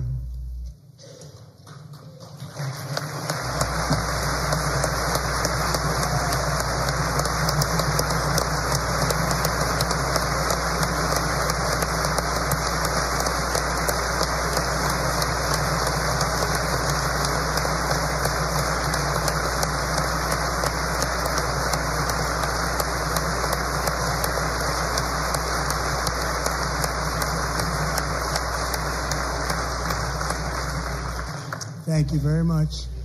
All 3 savages charged with Jocelyn and Lakin's murders were members of the Venezuelan prison gang, the toughest gang, they say, in the world, known as Tren de Aragua.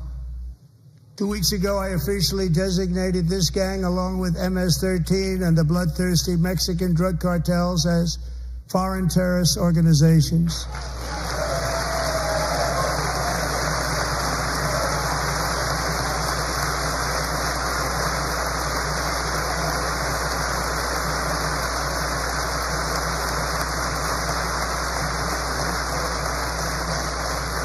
They are now officially in the same category as ISIS, and that's not good for them. Countless thousands of these terrorists were welcomed into the U.S. by the Biden administration. But now every last one will be rounded up and forcibly removed from our country, or, if they're too dangerous, put in jails, standing trial in this country, because we don't want them to come back ever. With us this evening is a warrior on the front lines of that battle, Border Patrol Agent Roberto Ortiz. Great guy.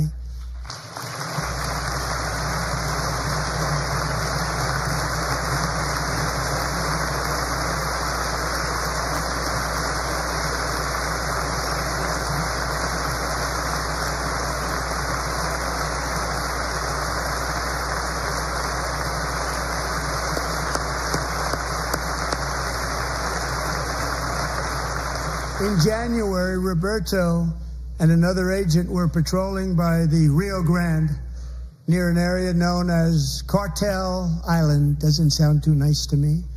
When heavily armed gunmen started shooting at them, Roberto saw that his partner was totally exposed, at great danger, and he leapt into action, returning fire and providing crucial seconds for his fellow agent to seek safety, just barely.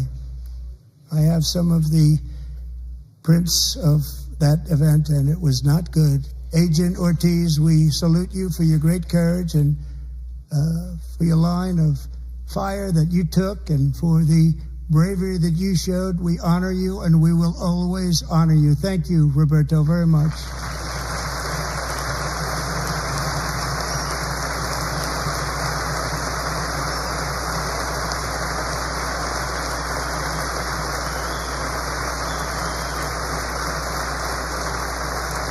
Thank you, Roberta. And I actually got to know him on my many calls to the border. He's a great, great gentleman.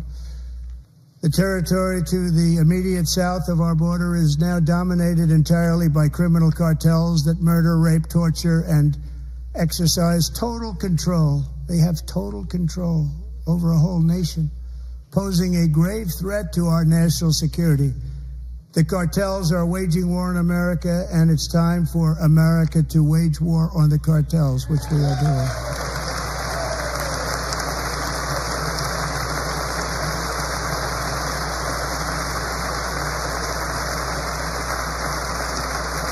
Five nights ago, Mexican authorities, because of our tariff policies being imposed on them, think of this, handed over to us 29 of the biggest cartel leaders in their country. That has never happened before. They want to make us happy. First time ever. But we need Mexico and Canada to do much more than they've done, and they have to stop the fentanyl and drugs pouring into the USA. They're going to stop it. I have sent Congress a detailed funding request laying out exactly how we will eliminate these threats to protect our homeland and complete the largest deportation operation in American history, larger even than current record holder President Dwight D. Eisenhower, a moderate man, but someone who believed very strongly in borders. Americans expect Congress to send me this funding without delay so I can sign it into law. So, Mr. Speaker, John Thune, both of you, I hope you're going to be able to do that, Mr. Speaker. Thank you. Mr. Leader, thank you. Thank you very much. And let's get it to me. I'll sign it so fast, you won't even believe it.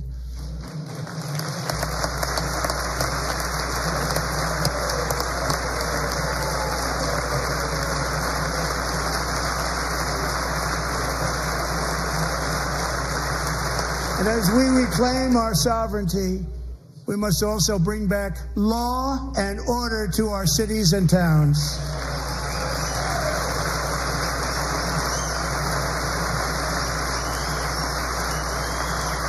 In recent years, our justice system has been turned upside down by radical left lunatics. Many jurisdictions virtually ceased enforcing the law against dangerous repeat offenders while weaponizing law enforcement against political opponents like me. My administration has acted swiftly and decisively to restore fair, equal, and impartial justice under the constitutional rule of law, starting at the FBI and the DOJ. Pam, good luck. Cash, wherever you may be, good luck. Good luck. Pam Bondi. Good luck. So important. Going to do a great job. Cash, thank you. Thank you, Cash.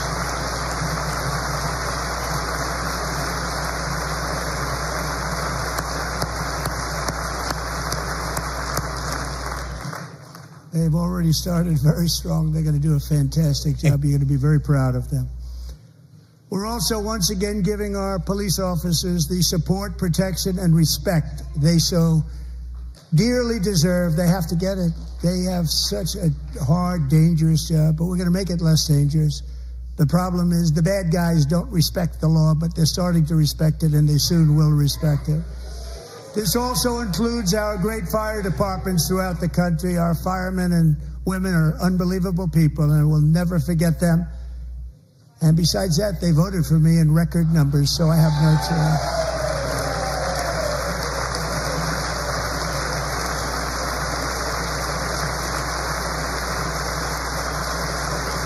One year ago this month, 31-year-old New York police officer Jonathan Diller, unbelievably wonderful person and a great officer, was gunned down at a traffic stop on Long Island. I went to his funeral. The vicious criminal charged with his murder had 21 prior arrests, and they were rough arrests, too. He was a real bad one. The thug in the seat next to him had 14 prior arrests, and went by the name of Killer. He was Killer. He killed other people, they say, a lot of them. I attended Officer Diller's service, and when I met his wife and one-year-old son, Ryan, it was very inspirational, actually. His widow's name is Stephanie, and she is here tonight. Stephanie, thank you very much, Stephanie. Thank you very much.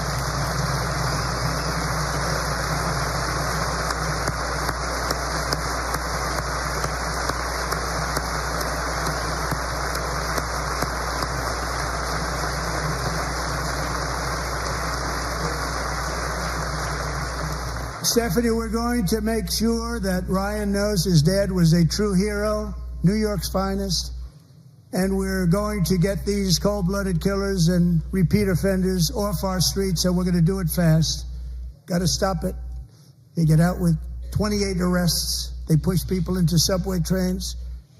They hit people over the head, back of the head with baseball bats.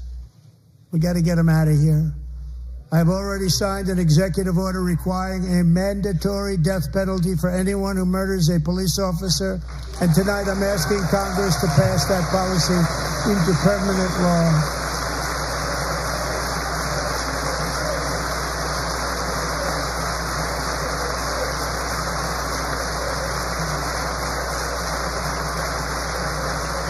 I'm also asking for a new crime bill getting tough on repeat offenders while enhancing protections for America's police officers so they can do their jobs without fear of their lives being totally destroyed. They don't want to be killed. We're not going to let them be killed.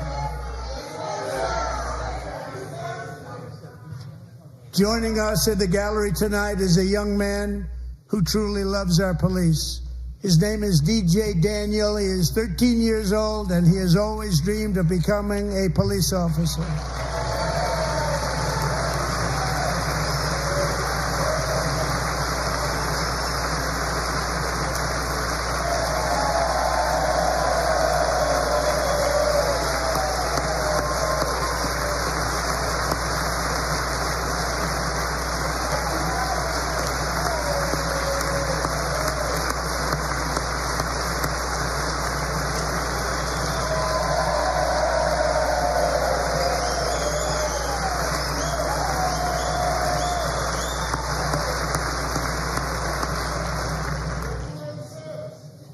But in 2018, DJ was diagnosed with brain cancer.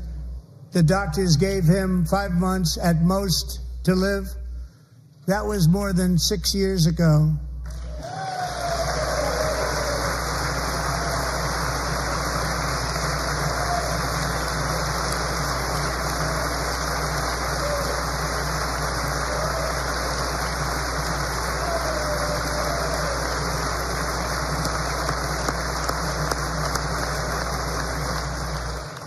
Since that time, DJ and his dad have been on a quest to make his dream come true, and DJ has been sworn in as an honorary law enforcement officer, actually a number of times. The police love him, the police departments love him.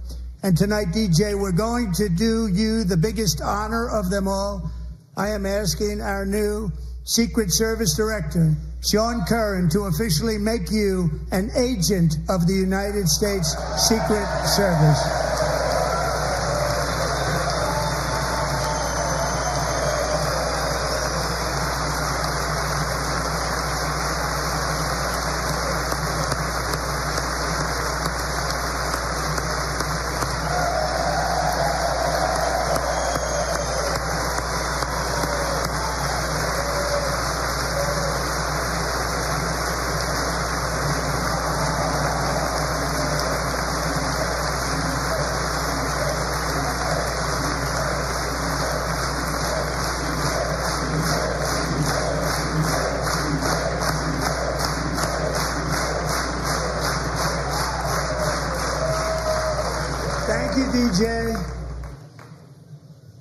DJ's doctors believe his cancer likely came from a chemical he was exposed to when he was younger. Since 1975, rates of child cancer have increased by more than 40%. Reversing this trend is one of the top priorities for our new presidential commission to make America healthy again, chaired by our new Secretary of Health and Human Services, Robert F. Kennedy, Jr.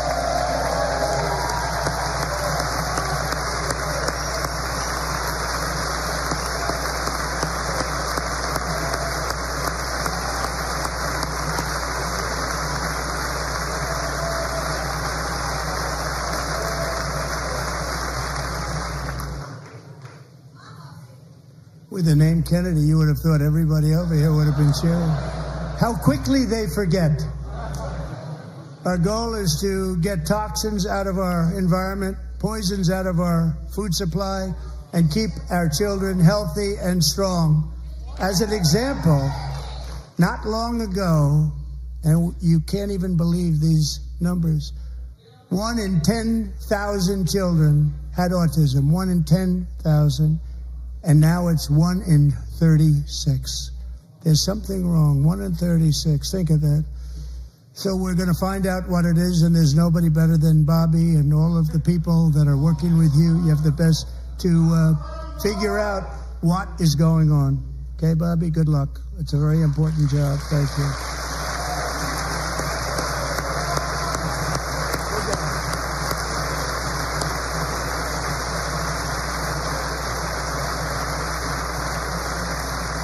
Thank you. My administration is also working to protect our children from toxic ideologies in our schools.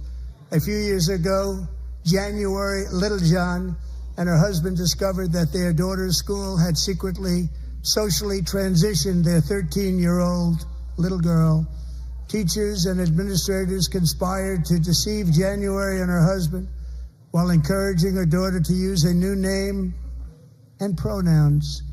They, them pronoun, actually, all without telling January, who is here tonight and is now a courageous advocate against this form of child abuse. January, thank you.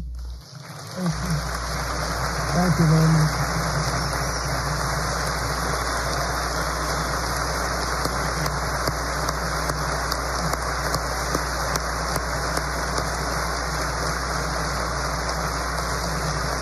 Thank you.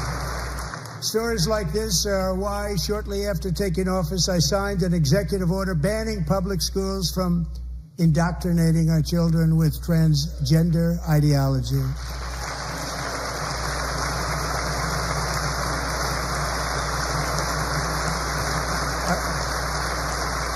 I also signed an order to cut off all taxpayer funding to any institution that engages in the sexual mutilation of our youth.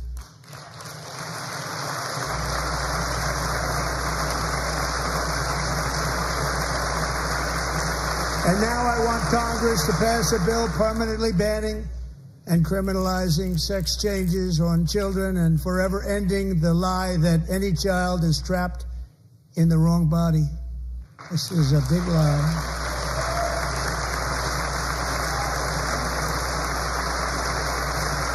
And our message to every child in America is that you are perfect exactly the way God made you.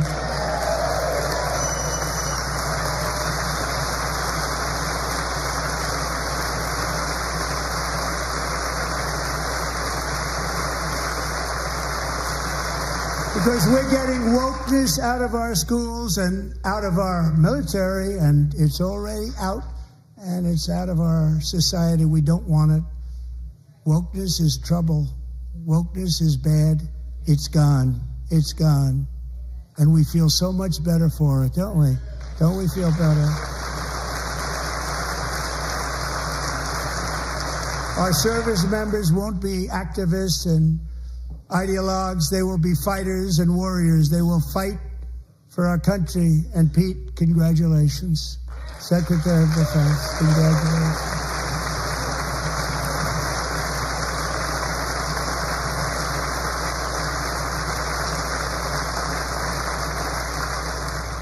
And he's not big into the woke movement, I can tell you. I know him well. I am pleased to report that in January, the U.S. Army had its single best recruiting month in 15 years, and that all armed services are having among the best recruiting results ever in the history of our services. What a difference.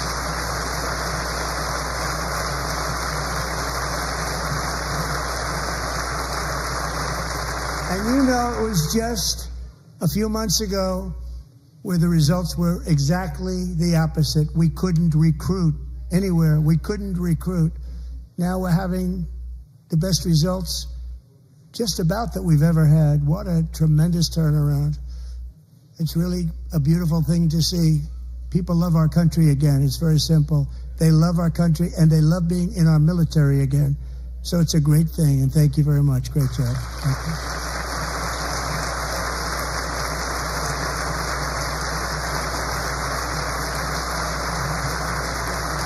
We're joined tonight by a young man, Jason Hartley, who knows the weight of that call of duty. Jason's father, grandfather, and great-grandfather all wore the uniform. Jason tragically lost his dad, who was also a Los Angeles County Sheriff's deputy when he was just a boy, and now he wants to carry on the family legacy of service. Jason is a senior in high school, a 6-letter varsity athlete, a really good athlete, they say, a brilliant student with a 4.46, that's good, GPA. And his greatest dream is to attend the U.S. Military Academy at West Point.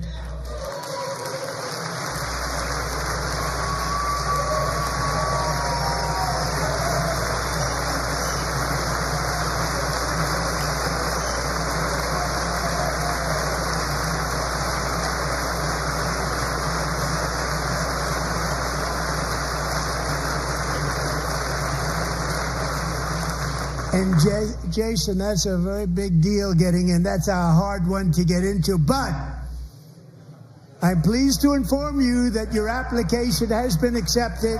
You will soon be joining the Corps of Cadets.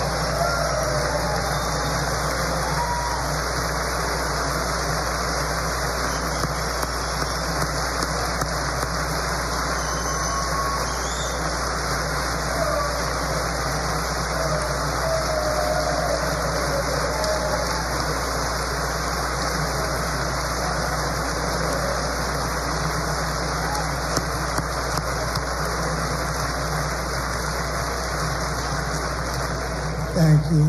Jason, you're going to be on the long gray line, Jason. As Commander-in-Chief, my focus is on building the most powerful military of the future. As a first step, I'm asking Congress to fund a state-of-the-art Golden Dome missile defense shield to protect our homeland, all made in the USA.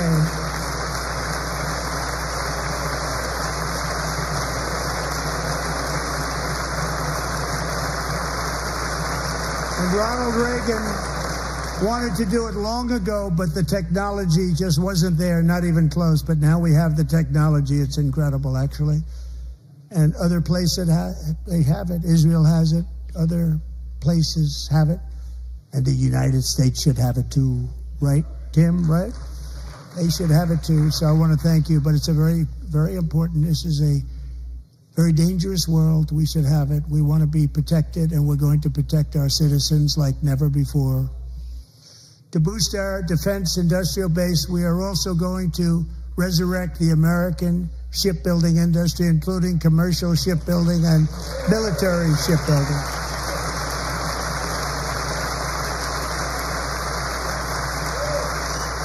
And for that purpose, I am announcing tonight that we will create a new Office of Shipbuilding in the White House and offer special tax incentives to bring this industry home to America where it belongs. We used to make so many ships.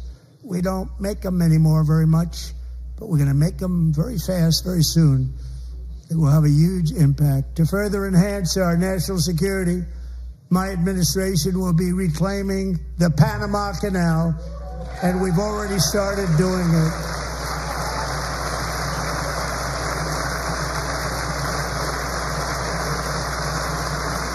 Just today, a large American company announced they are buying both ports around the Panama Canal and lots of other things having to do with the Panama Canal and a couple of other canals.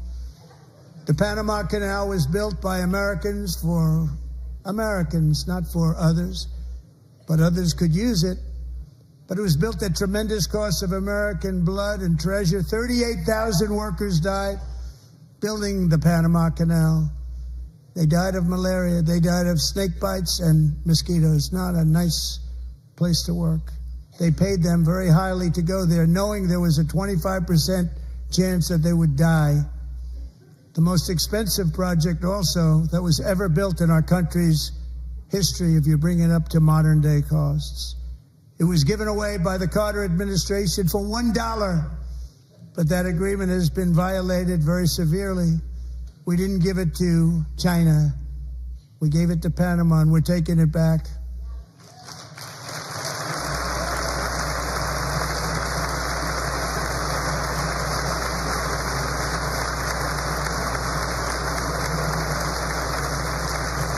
And we have Marco Rubio in charge. Good luck, Marco.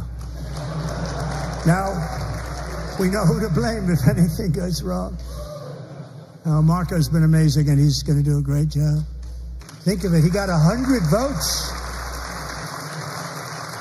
You know, he was approved with actually 99, but the 100th was this gentleman, and I feel very certain. So let's assume he got 100 votes. And I'm either very, very happy about that or I'm very concerned about it. But he's already proven. I mean, he's a great gentleman. He's respected by everybody, and we appreciate you voting for Marco. He's going to do a fantastic job. Thank you. Thank you. He's doing a great job. Great job. And I also have a message tonight for the incredible people of Greenland.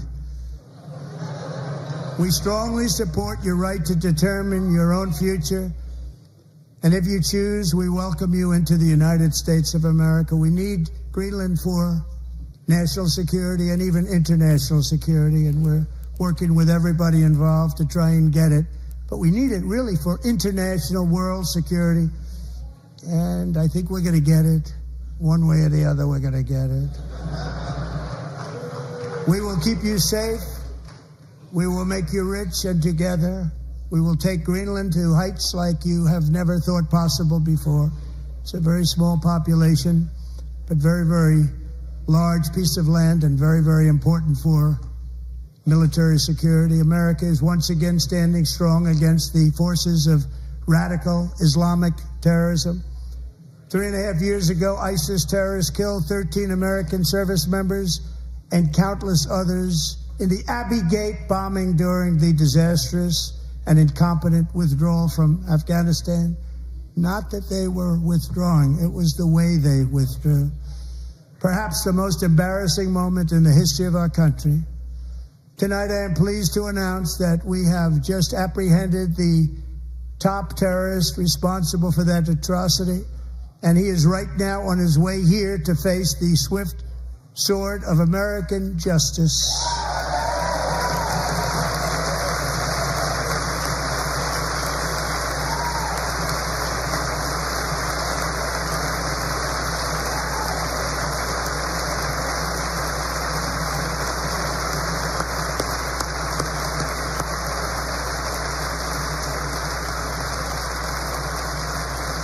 And I want to thank especially the government of Pakistan for helping arrest this monster.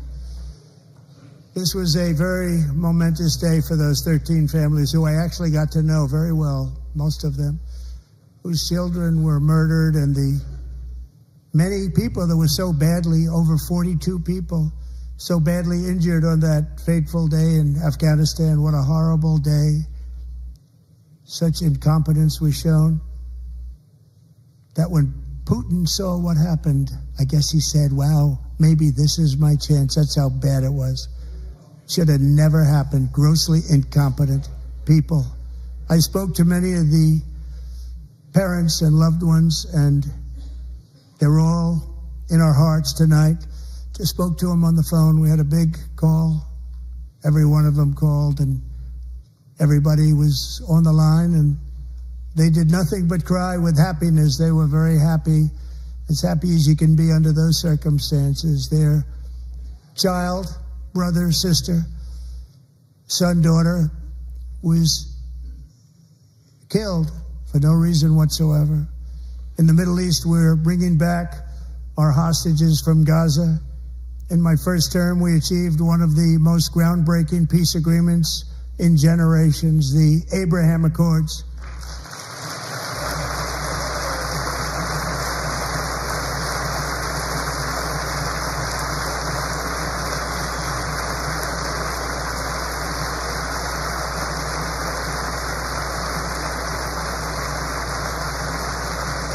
And now we're going to build on that foundation to create a more peaceful and prosperous future for the entire region. A lot of things are happening in the Middle East. People have been talking about that so much lately with everything going on with Ukraine and Russia.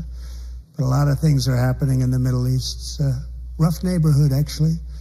I'm also working tirelessly to end the savage conflict in Ukraine. Millions of Ukrainians and Russians have been needlessly killed or wounded in this horrific and brutal conflict with no end in sight.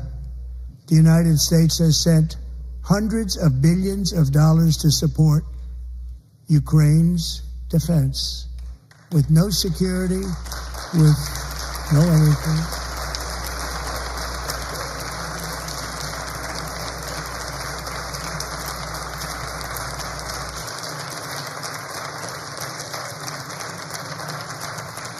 Do you want to keep it going for another 5 years? Yeah, you would say Pocahontas says yes.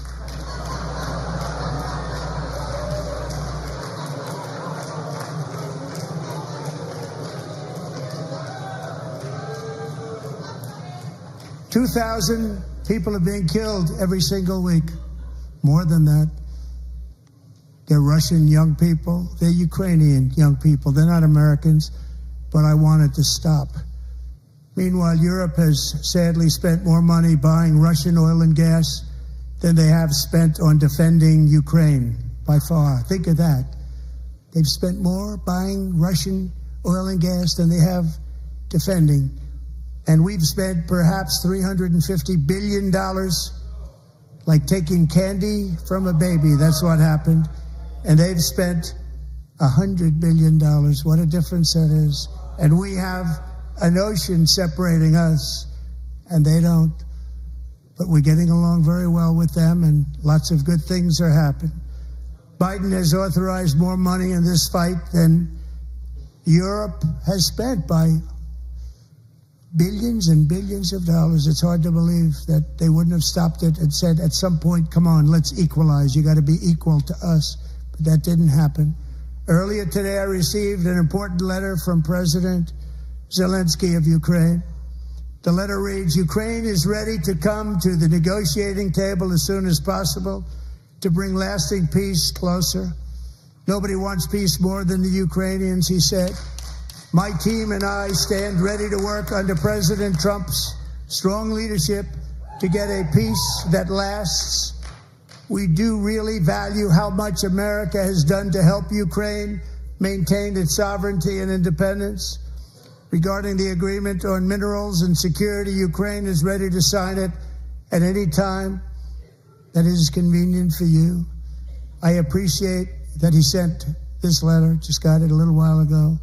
Simultaneously, we've had serious discussions with Russia and have received strong signals that they are ready for peace. Wouldn't that be beautiful? Wouldn't that be beautiful?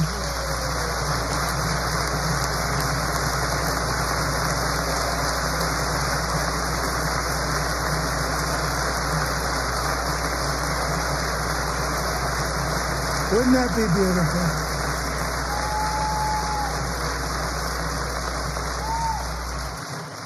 It's time to stop this madness. It's time to halt the killing. It's time to end this senseless war. If you want to end wars, you have to talk to both sides. Nearly 4 years ago, amid rising tensions, a history teacher named Mark Fogel was detained in Russia and sentenced to 14 years in a penal colony. Rough stuff. The previous administration barely lifted a finger to help him. They knew he was innocent, but they had no idea where to begin. But last summer, I promised his 95-year-old mother, Malphine, that we would bring her boy safely back home. After 22 days in office, I did just that, and they are here tonight.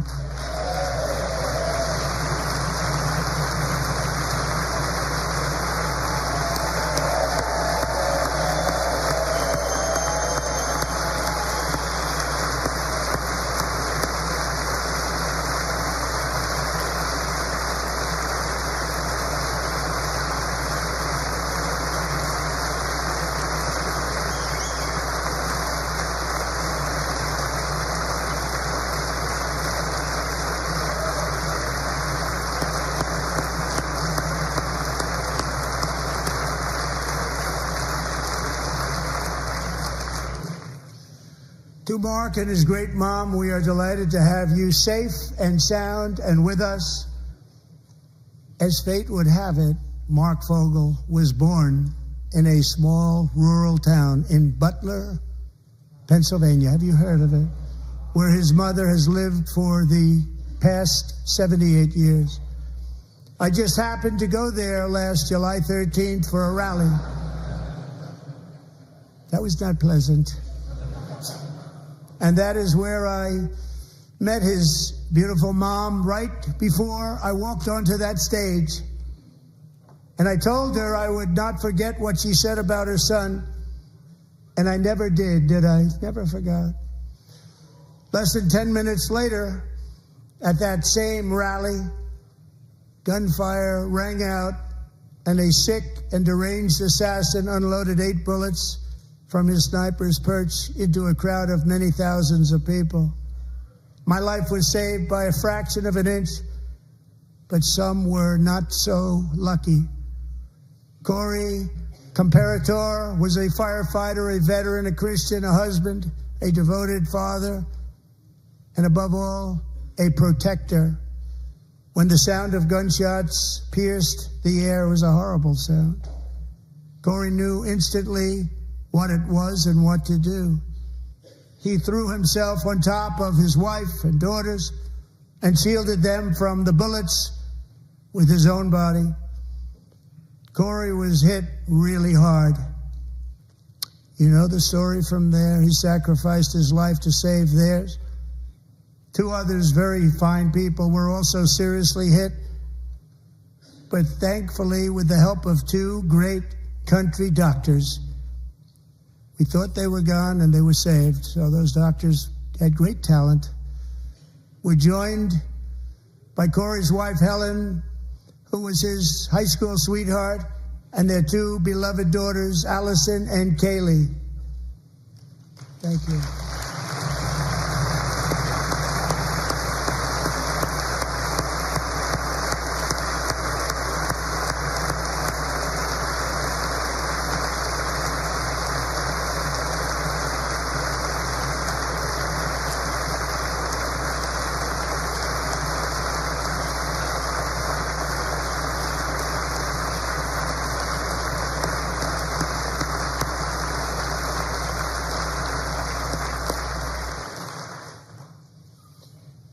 To Helen, Allison, and Kaylee, Corey is looking down on his 3 beautiful ladies right now, and he is cheering you on. He loves you.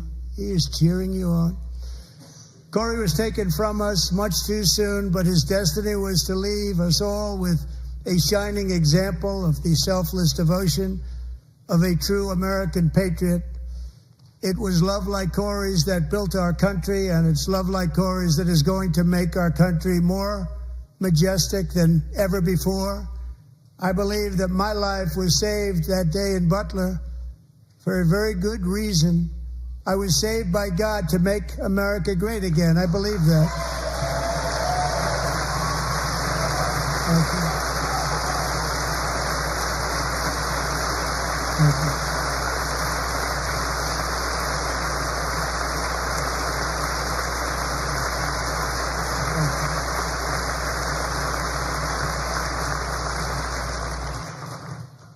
Thank you very much. From the Patriots of Lexington and Concord, to the heroes of Gettysburg and Normandy, from the warriors who crossed the Delaware to the trailblazers who climbed the Rockies, and from the legends who soared at Kitty Hawk to the astronauts who touched the moon. Americans have always been the people who defied all odds, transcended all dangers, made the most extraordinary sacrifices, and did whatever it took to defend our children, our country, and our freedom. And as we have seen in this chamber tonight, that same strength, faith, love, and spirit is still alive and thriving in the hearts of the American people. Despite the best efforts of those who would try to censor us, silence us, break us, destroy us, Americans are today a proud, free, sovereign, and independent nation that will always be free, and we will fight for it till death. We will never let anything happen to our beloved country, because we are a country of doers, dreamers, fighters, and survivors.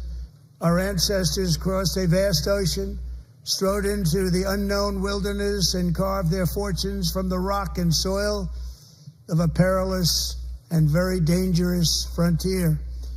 They chased our destiny across a boundless continent.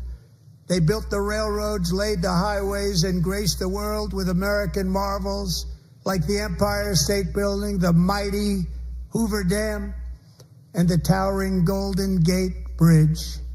They lit the world with electricity, broke free of the force of gravity, fired up the engines of American industry, vanquished the communists, fascists, and Marxists all over the world, and gave us countless modern wonders sculptured out of iron, glass, and steel.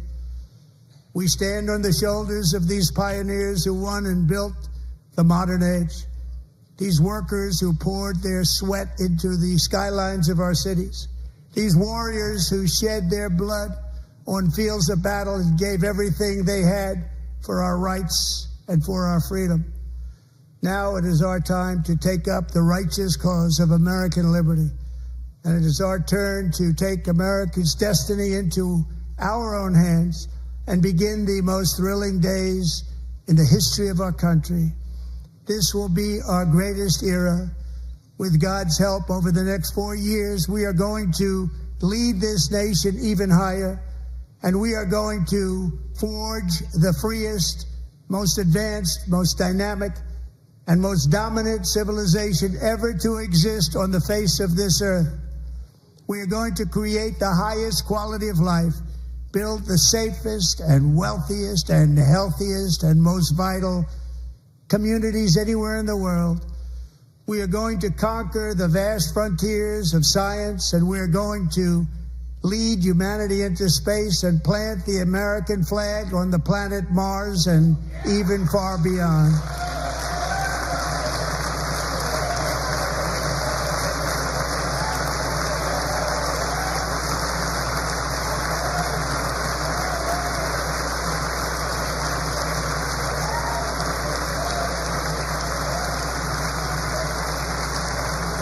And through it all, we are going to rediscover the unstoppable power of the American spirit.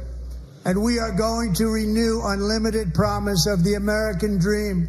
Every single day, we will stand up and we will fight, fight, fight for the country our citizens believe in and for the country our people deserve.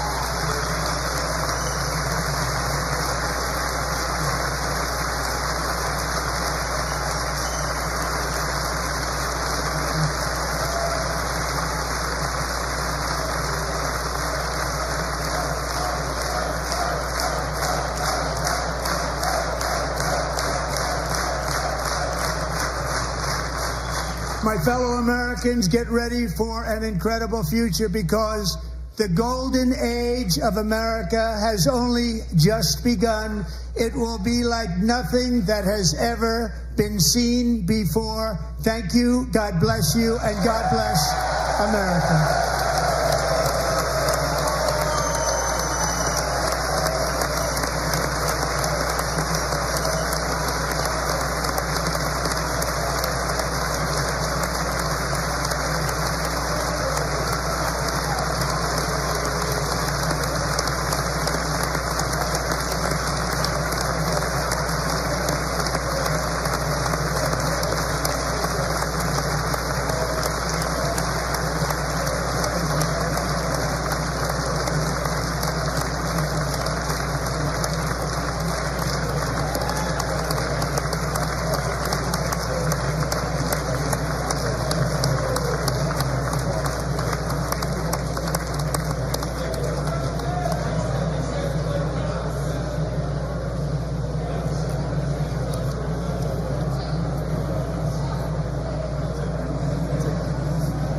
you very much. Great job. Thank you. Great honor.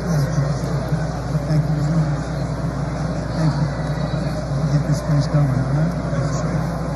Thank you so much. It's a great honor. Thank you. Thank you, Mr. President. Thank you very much.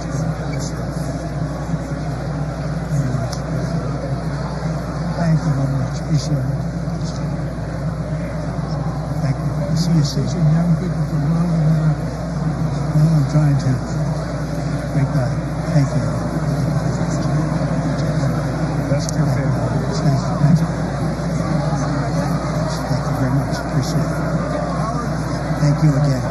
Thank you again. Don't forget. So good. Yeah, it's good. So good, sir. Thank you. Terrific, Mr. Really good. It's really outstanding. Thank you. Thank you. Yes, sir. Thank you. Good job, Mr. President. Thanks. Thank you. Not just great. Thanks again, Mr. President. Thanks for the phone call last night. Absolutely. You know that. Thank you very much.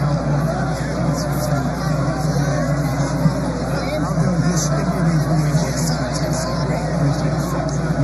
I'm not going to get it. Sorry. Thank you, everybody. Great speech. Great speech. Best speech ever.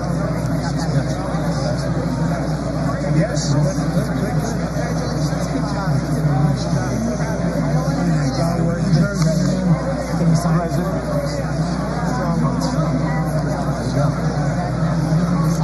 President Roger Williams, thanks for the call. I love Roger Williams. Thank you. You don't have to introduce yourself.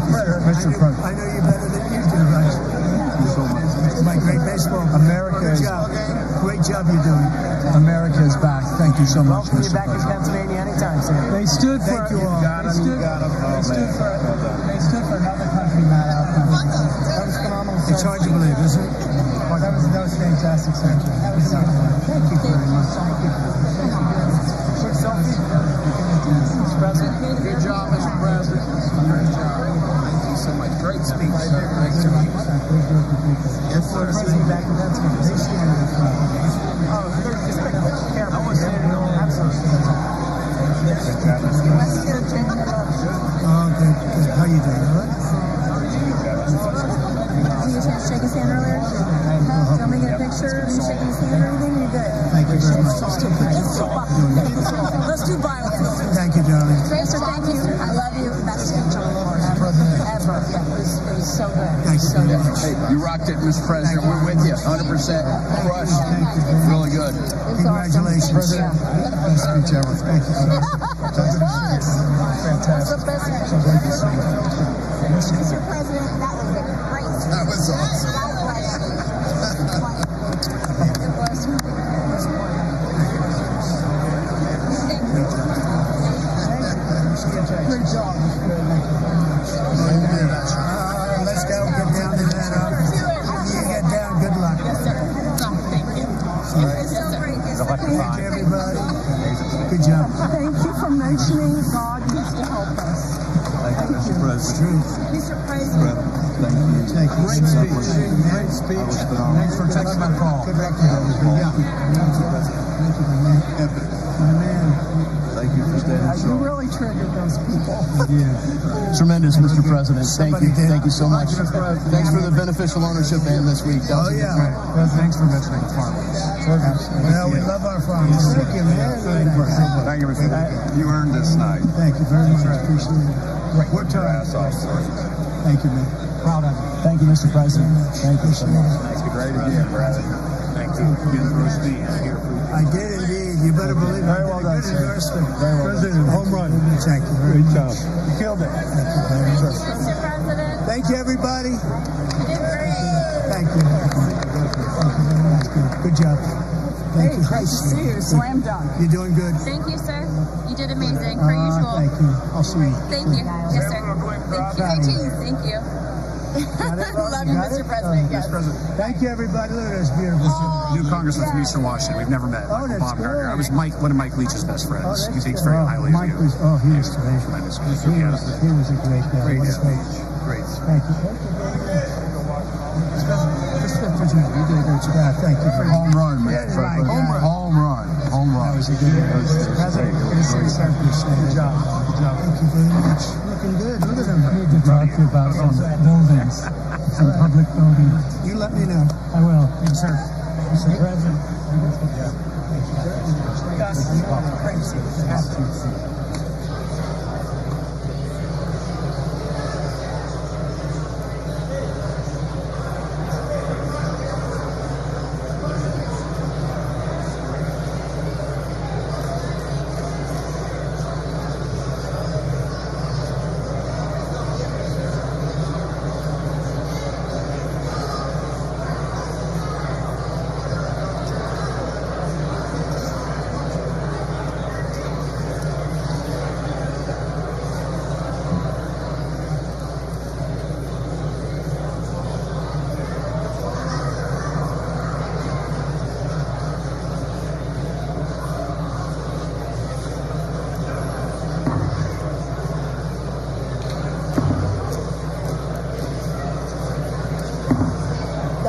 Will be in order.